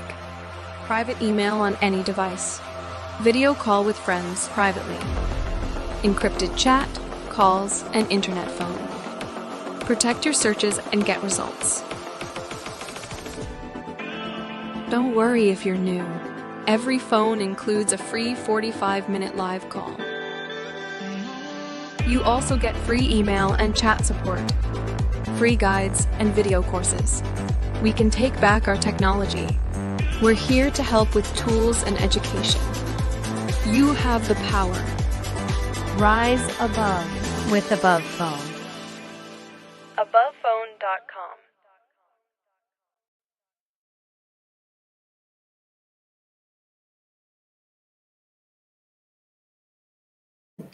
AbovePhone.com. Check that out, theconsciousresistance.com. That is one way to support my work. I don't trust any other so-called privacy phones. Definitely no phones that claim to be private that are associated with freaking Eric Prince or any of these alt-right faux populist movements. But if you want to get a privacy phone, go to theconsciousresistance.com, click on our Above Phone ad, or use the code TCRN when you check out and you'll get a discount. So check that one out. All right, so this next story is just going to be a brief one, but I do want to do an update on a story I covered last year because I mentioned this on the previous show. I think that there's a failing in independent media that a lot of people do because they just keep up with whatever's trending that week, that they'll tell you one story. Here's a crazy thing happening this week. And then they never update you again. Like, hey, whatever happened to that court case or whatever happened to that one story? What was the end result of that? They just like shock you with the initial, here's this scary thing happening. And there's never like developments that come with it. At least that's not what I see from a lot of people. But as you've seen with my reporting, whether it's on Jeffrey Epstein, the Finders, or the fluoride story, I do try to follow those progressions and report them to you as I get them. So, all right, let's go ahead and talk about this one. We're going to talk about the controversial issue of transgender science. Let's go ahead. This one, judge dismisses lawsuit charges against doctor accused of leaking child health records. The Justice Department requested that charges be dismissed just weeks before the trial as part of the new administration's policy changes. So again, you could chalk this up to some common sense from Trump, might be related to it. Let's check it out. Just weeks before a scheduled trial, a federal judge has dismissed charges against a Texas doctor who was accused of leaking children's patient health information. You might remember this story. June 2024, Dr. Ethan Heim, who's from Texas, 34-year-old surgeon, was charged with 4 counts of violating the U.S. Privacy law for improperly accessing patient records at Texas Children's Hospital. They say that he leaked redacted copies to Christopher Rufo, who is, of course, a conservative activist. And Ethan, the doctor, he said that he had completely redacted patient names and everything before it was handed over, that there was nothing that they could charge him on, that this was just like a politically motivated charge coming from the Biden administration. So it says here, following a request from an acting U.S. attorney filed jointly with Haim's legal team on Friday, U.S. District Court Judge David Hittner, a Ronald Reagan appointee, agreed to dismiss with prejudice all charges against him. He had faced 10 years in prison and fines of up to $250,000 if found guilty. The prosecutors say that in the indictment, quote, on or about April 24th, 2023, Haim's login showed that he began accessing pediatric patient files at Texas Children's Hospitals that were not under his care. He obtained personal information, including patient names, treatment codes, dates of service, and attending physician from the TCH electronic system without authorization and under false pretenses that he needed to access the information for the provision of medical services to his patients under his care. Prosecutors say that he had released the records to a figure listed only as person 1. He admitted to releasing the information to the activist Christopher Rufo, calling himself a whistleblower. However, he pled not guilty to the charge of violating patient privacy. And Christopher Rufo then used the reports to go on and kind of spread awareness.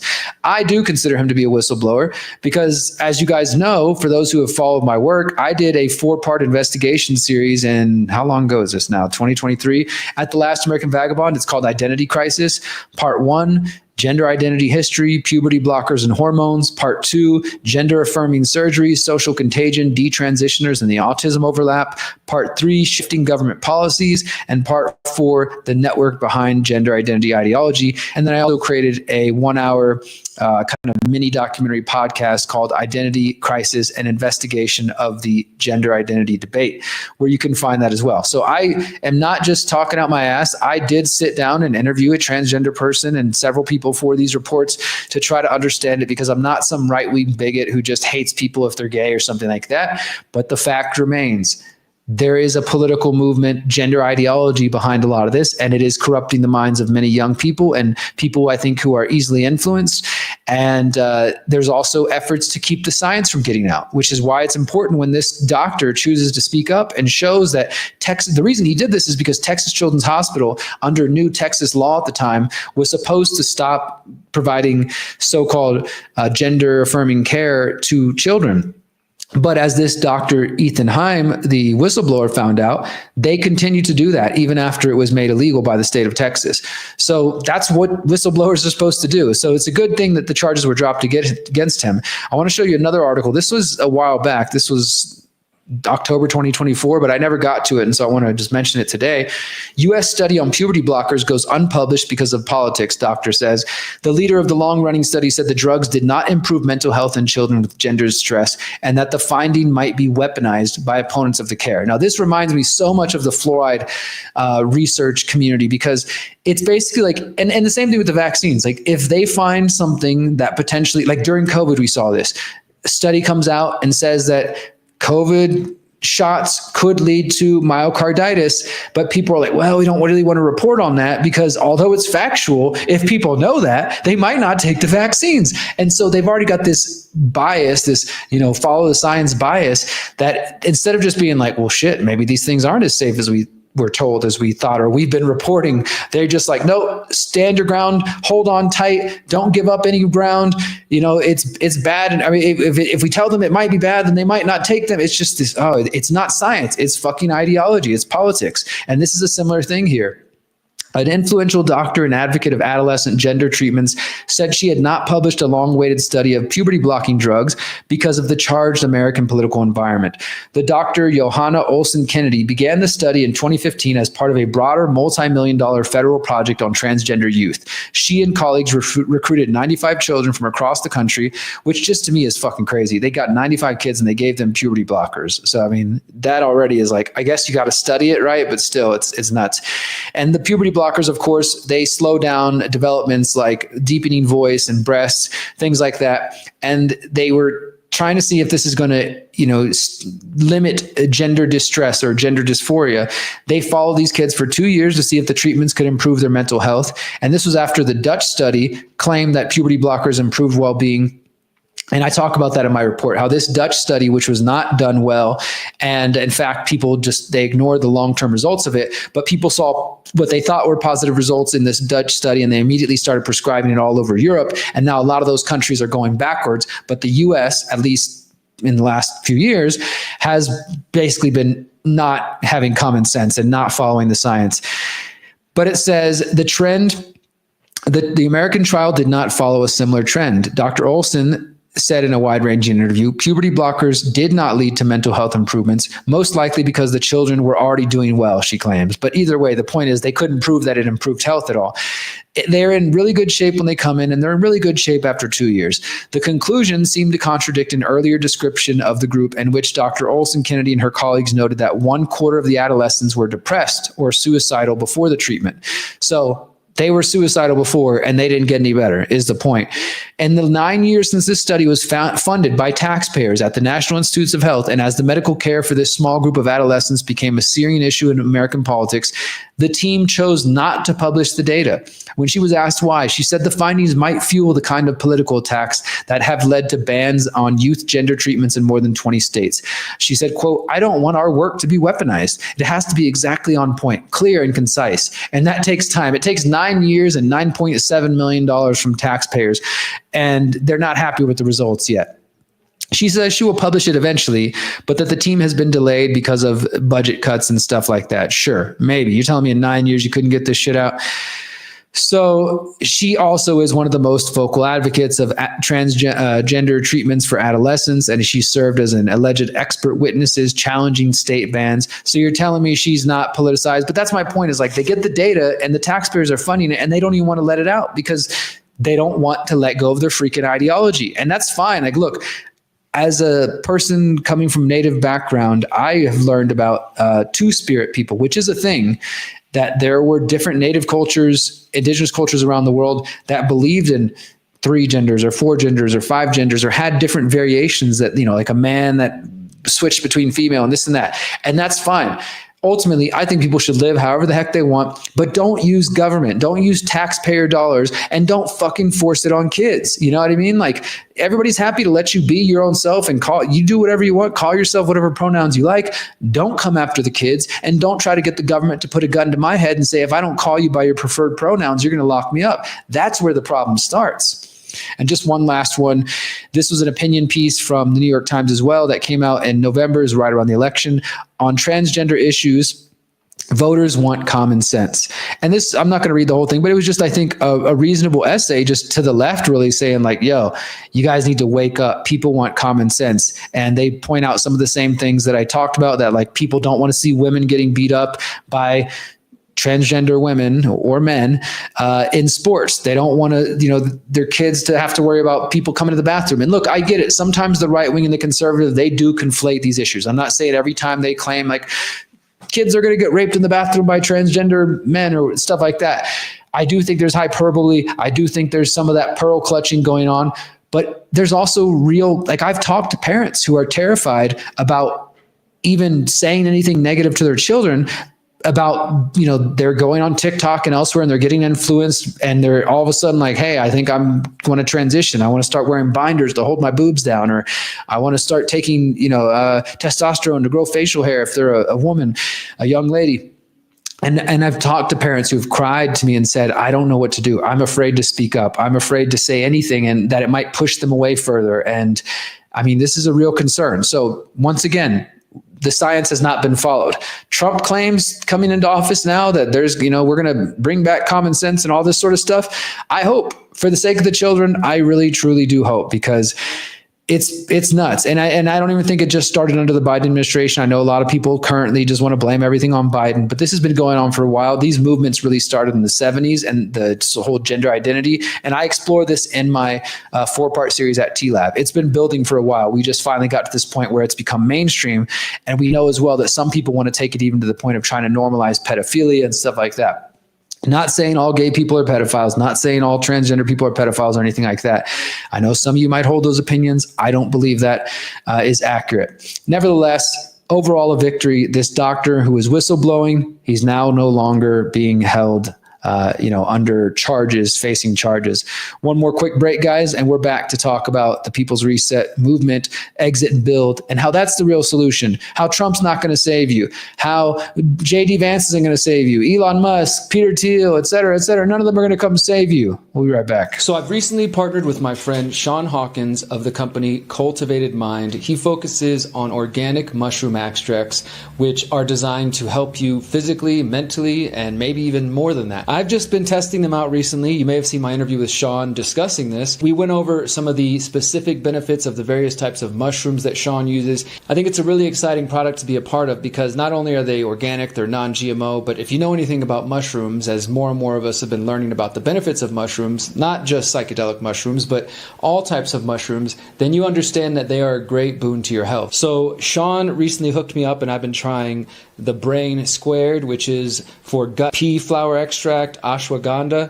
I also recently picked up the Radiant Energy, which is for pre and post workout. So I go to the gym 3 or 4 times a week and now starting to take these before and after. These feature cordyceps, reishi, and chaga. And finally, he's got Immune Renew, which is obviously for immunity. This one features chaga, turkey tail, reishi, maitake, shiitake, and extract of nattokinase. I encourage you to go visit the website. It is cultivated-mind.com. And of course, we have a special deal and a discount for those of you who want to purchase them through my link at cultivated-mind.com/cm/broze, BROZE.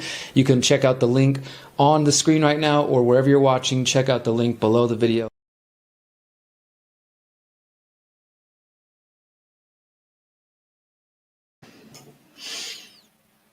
All right, so I'm going to go ahead and post that link in case you guys want some mushrooms. And again, as I always say, I throw in a couple little quick commercials like that. I'm not sponsored by any big companies or anything like that. That's my friend's company in Houston. I just shared the links. If you're watching on YouTube, Facebook, elsewhere, you can also find a banner at theconsciousresistance.com. I really do use them. So if you're interested, check them out. All right. The People's Reset movement, like this, I'm not just talking about the event, which is happening starting Wednesday at 10 a.m., which is definitely something I want you guys to tune into and to focus on. By a show of hands, how many people have attended the People's Reset? Okay, I see a few of you out there.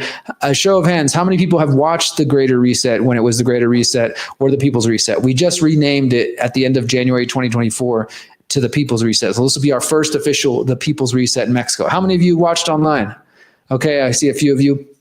We usually have 10,000 plus people watching throughout the 5 days from more than 25 countries. It's really pretty epic and amazing, I think, in my view. I'll show you the website really quickly. thepeoplesreset.org, thegreaterreset.org. Again, this is not just about this event. If you can't come in person, that's fine. If you can watch it online for free, that's great. I encourage you to. But what this event represents are 5 holistic themes. If you took these ideas seriously and applied them to your life, you will actually see change. What do we got here? We got liberate your mind, body, and soul. So that's physical, mental, spiritual health, permaculture, and food independence. We got to be off their control grid, the food paradigm. We can't depend on the big box grocery stores and count on them to be there to save us forever. Agorism and parallel networks. We need to build the systems we want to see. We can't count on these legacy systems. I see a lot of people tell me, Derrick, like, we need to save the republic and restore the republic, or no, we just need to go back and just get the Constitution working again. Look, guys, that's not my position. I come from a family that was mostly colonized over the last 500 years. And so to me, yeah, there's a lot of great things about the West and about the United States and North America more broadly. But I'm also not somebody who's like trying to quote unquote save history. I'm not saying we should burn everything down and start over or anything necessarily, but I do think we need new systems, take the best of what we've had and remember the worst and build something better. I'm not trying to just save what's already there. I think mostly that comes from the fact that I don't have a lot of anything. I've got land. Oh, by the way, if you follow me on social media, you saw that we paid off our land this week. I'm not just talking to you about this. I'm actually living it. We went to the land this week and picked avocados and picked bananas. We're planting more fruit trees. We're starting to map out our homes. I'm not just blowing smoke up your ass. I'm actually doing these things. And so we have to build the systems that we think are actually going to lead to the life that we want. I'm not after trying to restore things and save the republic and this and that. I think we are at a point now where we need to, like I said, take the best of the past. Don't forget the things that matter, but build new systems that actually do align with our values and our principles. I think that's the real answer. And that's what the People's Reset is about. The fourth day is called Empowering Technology. We're talking about Web3, decentralized privacy messengers. We're talking about health technology, like people using different types of cutting edge tech to heal their bodies and heal themselves. We're talking about technology like energy. Like we're going to have this company called Eden who's going to be speaking on day 4 for Empowering Technology, which is Saturday, talking about how they're already building these devices. I don't even know all about it. That's why I invited them to speak. But they're powering homes in Africa. They're like recycling waste for people and using that as an energy source, things like that. Then you have building free and conscious communities. How do we organize ourselves in our cities and our towns and our neighborhoods and our homesteads and our eco villages and our intentional communities, whatever it is you have? How do we organize ourselves? How do we create a free human from birth to adolescence, through childhood, all the way into adulthood, right? These are important things. You can get off big tech now. You can start focusing on your food production. And like right now, last weekend, we bought this little bucket where you can start growing mushrooms at home, because we eat a lot of mushrooms and they're very widely available, but that might not always be there. So even though I have the abundance and I can go to the local markets, why not create that abundance where it's just growing in our own houses? And before we know it, we don't have to go anywhere. We can just go in the backyard and pick the mushrooms or pick the crops that we want and actually get closer to our food, get taking care of our mental health as well. If you follow the conscious resistance, you know that I've focused on this for years. We can't build a better world until we heal our own trauma. A revolution without healing is a recipe for disaster. That's a quote from the first book of the Conscious Resistance trilogy, Reflections on Anarchy and Spirituality. I wrote that 10 years ago. We can't create the better world without doing this. I know. So I had this one guy, actually, let me tell you guys an interesting anecdote real quick. I had this one guy on Twitter tell me, your event looks like it's for a bunch of hippies. And I said, I don't even know what that means. Like I've been called a hippie. I don't even understand that term. It's not something I identify with, but it's just funny how people throw these labels. And I said, well, actually our event's really diverse. We have people who are like, homesteaders that might be considered conservative rednecks. We've got, some people who might be considered hippies, I guess, or new age even, or people who live in the city, people who live in the countryside. We got people coming from Mexico, from Canada, from elsewhere. It's like they watched a 1-minute video, the one I played earlier, and they're like, I don't know, I wouldn't be attracted to that. That just looks like a bunch of left liberals that I'd see at my local coffee shop or something. And not only was it very close-minded and I think judgmental, it's just like people will make any excuse to avoid doing anything. Like right now in Morelia, people are arriving. I'm getting messages right now while I'm doing this show. People are arriving from all over the world. More people are going to be arriving tomorrow. And then Wednesday morning when our event starts, even more people are arriving. And Thursday, people are coming from all over the world. We got speakers like Amanda Rose, who's Larkin Rose's wife, coming, Jason Christoph, so many people coming from around the world. They had to spend time, money, energy. They had to find a place to stay, whether it's an Airbnb or a local hotel or, doing a hostel. They have to, get a flight. They put time and energy to come here, to connect with people, to share their ideas, to network, whatever it is that brought them here. There are going to be 300 to 400 people coming from around the world. We're going to spend the next week just having an amazing time and inspiring and activating and motivating each other. And yet at the same time, I meet people on the internet who will come up with any fucking excuse they can to not do anything. Oh, those just look like a bunch of hippies. I can never get along with that. He told me, put a tractor in your People's Reset promo, and maybe that'll attract more conservative people or something like that. Which we have an entire day dedicated to food and growing your own food. But because of this person's own closed-mindedness, they're going to miss out. He's like, I don't think I'll tune into that. I probably wouldn't even bother because of it, and the people in a 1-minute video aren't driving a tractor or whatever other judgments he had.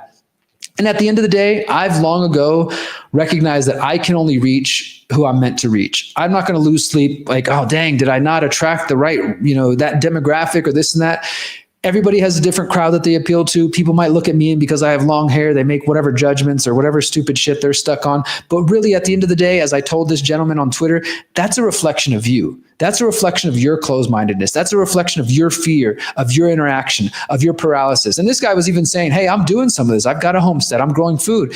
And so I was saying, great, maybe you'll learn more. Maybe you'll network with other people. But I truly believe for us to survive and thrive in the face of this technocratic state that is staring us in the face, we need to get past our doubts, our fears, our insecurities, and our limiting beliefs. And you might actually have to work with people of different political views or work with people who have different opinions and different perspectives. I know that's very scary for some of you, and you'd rather stay in a little fucking bubble and never talk to anybody different.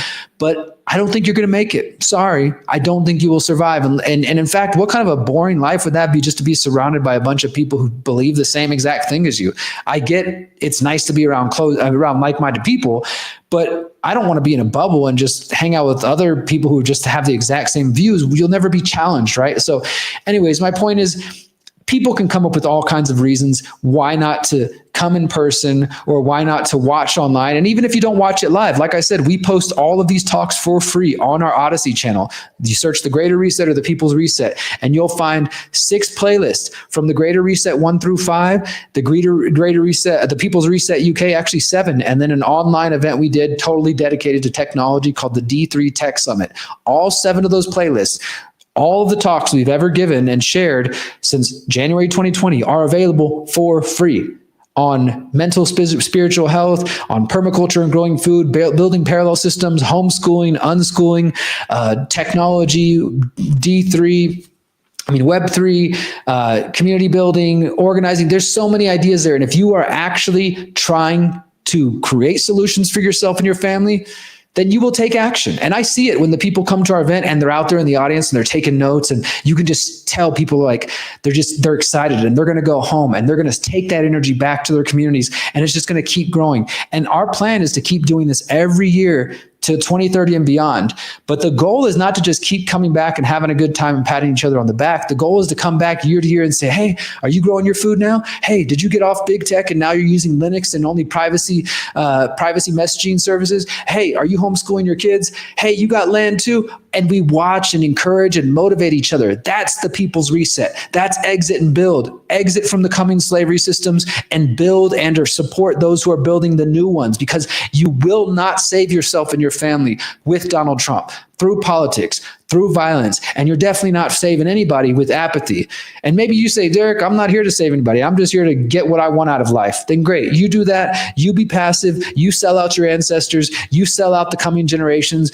But myself and some of us, I know not all of us, but some of us, we're going to take on that challenge. We're going to say, you know what? Nothing else is more important right now than me putting everything I got into this so that my children and the children after them and the generations after them that I will never meet, the 7 generations and beyond, that they might have a chance for liberty, for real freedom. That's what this is about. That's what this is really about. It's not just about you. It's about the people coming after you. Okay. And you are selling out your ancestors, I think, and you have to take action. You have to take action in your own life. There's no other way around it, my friends. You can sit around and trust Trump. You can sit around and trust Elon Musk or Peter Thiel, or you can wait for the left wing to come back with their guys, who Gavin Newsom or whoever's going to come and claim to save the day, or you can be a part of the biggest, most solutions-focused movement in the world, the People's Reset. The conscious resistance. This is what we're about, my friends. We're not going to blow smoke up your ass. We're not going to tell you that things are perfect. We're not going to tell you that there are no problems, that there's no way around this. We are going to give you the real solutions, and that's all that matters, my friends. That's the answer to our problems, is us coming together and taking responsibility for our lives and saving the coming generations and honoring our ancestors. I mean, that's what it really comes down to, because as I've said before, every one of us, no matter what part of this planet we come from, no matter what skin color you have, no matter what language you speak, our ancestors had to go through blood, sweat, and tears to get us to be alive and existing in this moment right now in 2025, January 27th, 8:02 p.m. Central Time. They had to go through hard work to get us here.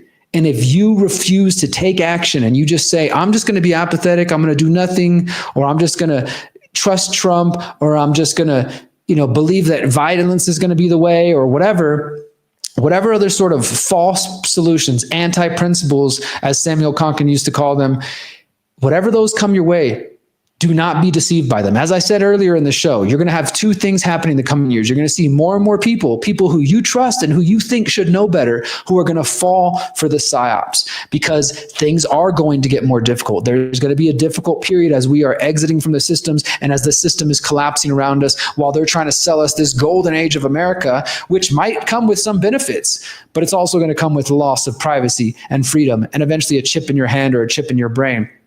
So as this system progresses, we're going to watch people that we know about, care about, and love sell out. And we're also going to watch people exit. Which group are you going to be in?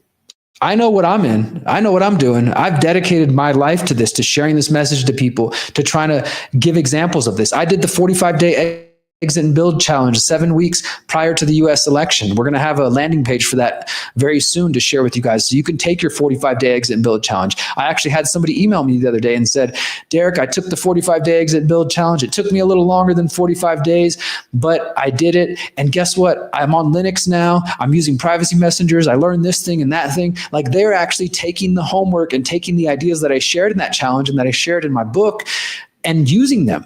And that's what the People's Reset is about as well. It's not just a conference. It's not just a festival. It's not just a party.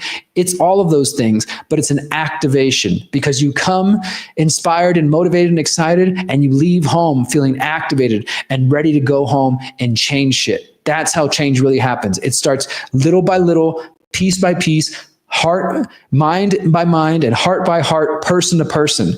I don't believe liberty can really happen on a mass scale. Sure, you can have government come along and say, hey, we're going to pass a law and do this big thing, and there might be some good that comes out of it. But ultimately, liberty happens in our hearts and in our minds. We have to claim it. We have to want it.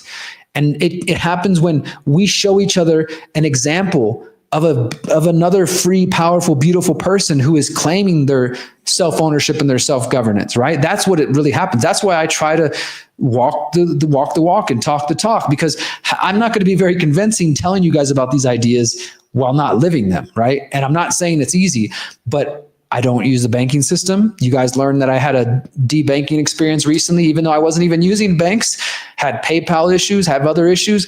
I know why I don't want to be sucked into that system. I don't want the Stargate. I don't want the mRNA injections. I don't want the AI controlling everything. I don't want the technocrat king. I don't want the North American technate.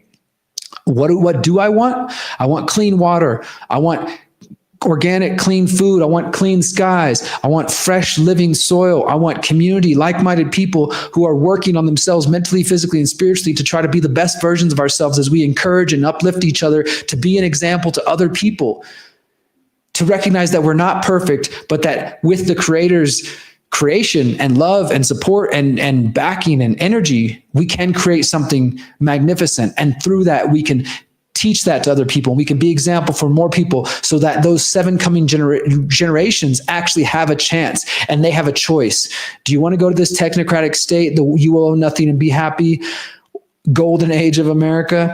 Or do you want to see what we're building over here, where we respect individual liberty and bodily autonomy and privacy and mutual aid, and we come together to focus on real solutions and to support each other? That's what I'm focused on. I'm honoring my ancestors, and I'm fighting for the coming generations by focusing on the People's Reset. It's not about the World Economic Forum. It's not about Donald Trump saving the day. It's about you and me coming together and putting aside our differences and saying, how can we leave behind something better than what we each found for the coming generations? How can we honor our ancestors and build something beautiful that will make them proud, and all the struggle they had to go through will not be for nothing? That's what I'm focused on, my friends. And I really, truly hope you guys will join me in that journey. I'll just remind you guys again, the People's Reset 2025 starts Wednesday at 10 a.m. Central. You can find the full schedule, the list of speakers, the workshop schedule for those who are coming in person. We have a Spanish version of the website. We're going to have family activities, art. We got a new art gallery going on. We got Dub Effects coming to perform for those of you who know Dub Effects. And I mean, I'm going to be performing some of my music. I'm about to have one of my favorite weeks of the year. It's always one of my favorite times of the year. So I'm super stoked about it. And I'm sad you guys won't all be there, but I'm grateful for those who are coming, and I can't wait to hang out with you. I hope you guys will tune in live if you can. And if not, look out for the recordings. I will be sharing my talk really soon. In fact, I'll just mention my talk is called The Trials and Tribulations of Building a Parallel Community. And I'll be sharing how in 2017, I wrote a book calling for the conscious agora, this eco-village idea. And now, as of just last week, we paid off the land and we have the property and we're starting to build this year. It's taken 8 years to get to that point and a lot of effort and energy and time to find the right people to find the land. And so my talk is going to be all about just being real about what it takes to try to build a parallel community. So stay tuned for that, guys. thegreaterreset.org, thepeoplesreset.org. I hope to see you online or in person. Last thing, if you want to support my work, guys, go to theconsciousresistance.com/invest. Support me on Buy Me a Coffee, Substack. You can send cash or love mail or hate mail to my P.O. box. And of course, you can donate via crypto. I'll take Bitcoin, Bitcoin Cash, and Monero. And thank you guys so much for being here with me. And yeah, this is a fun show. I enjoyed it. This is going to be my last show for maybe a couple of weeks, because next week, of course, I'll be recovering from the People's Reset. I'm going to be speaking at the Conscious Life Expo in LA, not this weekend, but next weekend. And then I'm going to be speaking in Costa Rica for 2 events coming up in February. I'll talk to you guys about that as well. But let me just tell you this. I just remembered, if you ever wonder where I'm going to be speaking and you want to come hear me speak in person, which honestly I think is my best work outside of journalism, you can visit theconsciousresistance.com/tour. And it'll always tell you where my upcoming talks are, links to tickets and discounts and all that kind of stuff. So if you're interested in the talks I'm giving and in the next few weeks, the next couple months, check out theconsciousresistance.com/tour. We're going to end with a music conscious song, as we always do. I appreciate the comments. I appreciate the love, guys. It means a lot. I will be reading all these comments tonight as I have my dinner. But I'm going to end with a brand new song of mine, which I will be performing. Whoa, excuse me. I will be performing this week at the People's Reset concert on Friday night, if I keep my voice. This song is called Unwritten, and I encourage you to listen to the lyrics. We're actually going to record a music video for this song at the People's Reset. It's going to be super awesome. But the song is called Unwritten because I really do believe the future is unwritten. For all the people who might call me negative or black pill because I call out Trump and all these people, I'm not black pilled. I do think there's a lot of hope. There's so much potential waiting and available to us. But as I've just ranted and said for the last 2 hours, it's in us. It's not in them. The hope is in us. So just remember that. As bad as get things, there's no going back. The future's unwritten. Creator has a plan, and I'm ready to embrace my destiny in this journey through time and space. That's my message to you guys tonight. The future is unwritten, and we're the ones who get to write it. So let's keep fighting to honor our ancestors and to fight for the coming generations. Until next time, my friends, remember, you are powerful, you are beautiful, and you are free. Peace. 33.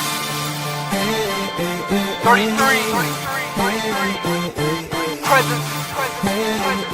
Doing it again. Yeah. I can't believe this is my life and I'm on top. I had to hit rock bottom and I didn't stop. Fell to the floor, crashed to the depths of hell. Made so many mistakes, but my soul ain't for sale. Forgive myself, forgive those who crossed me. Not like I'm keeping score, but I keep coming up empty. There's a big world out here, waiting to be discovered. There's so many hidden truths, waiting to be uncovered. There's no going back, the future's unwritten. We can keep trying, but there's no use preventing. Creator has a plan, and I'm ready to embrace my destiny in this journey through time and space. There's no going back, the future's unwritten. You can keep trying, but there's no use preventing. Creator has a plan, and it's time to embrace your destiny in this journey through time and space. You ever feel like you got a bigger mission to fulfill? There's too much to do, can't get caught sitting still. I know I'm meant to be more than a cog in the machine. Not sure where I'm headed, but I'm more than I seem. They say the grass ain't always greener, but I gotta find out. Get to the other side so I can erase my doubt. I'm tuned into my purpose, no more feeling worthless. No more wasting time, asking if I deserve this. This is my moment to show my full potential. This is my one shot, so I'm done being sinful. I feel nothing but gratitude, just anticipating. I know I can take on anything I'm facing. There's no going back, the future's unwritten. We can keep trying, but there's no use preventing. Creator has a plan, and I'm ready to embrace my destiny in this journey through time and space. there's no going back. The future's unwritten. You can keep trying, but there's no use preventing. Creator has a plan, and it's time to embrace your destiny in this journey through time and space. You ever feel like you're capable of more? Saw a vision, yet you make the same decisions before. Feeling like a couple version of yourself a reward. The one that's complacent and the one that's awake in the soul. Yeah, highest priority life force. Only giving my body what it was designed for. Higher dimensional consciousness, I know I got to explore. Higher priority is a cleaner piece I got to restore. All the bullshit on the bitch shoot, from the fear porn to the fake news. With the clickbait for the most views, gonna distract from the real you. Gotta break the cycle of attachment addiction. Tell the story now of it remains unwritten. There's no going back, the future's unwritten. We can keep trying, but there's no use preventing. Creator has a plan, and I'm ready to embrace my destiny in the journey through time and space. There's no going back, the future's unwritten. You can keep trying, but there's no use preventing. Creator has a plan, and it's time to embrace your destiny in this journey through time and space. I stand for the 7 generations, original First Nations. Call unto your ancestors and ask for patience. Can't stop climbing in the face of these obstacles. The truth's within each of us like the Gnostic Gospels. And yes, it's true that time is running low, but we determine our future with the seeds we sow. So let's keep building the world of our dreams as we watch Babylon come apart at the seams. Watch Babylon come apart at the seams. Watch Babylon come apart at the seams. Watch Babylon come apart at the seams.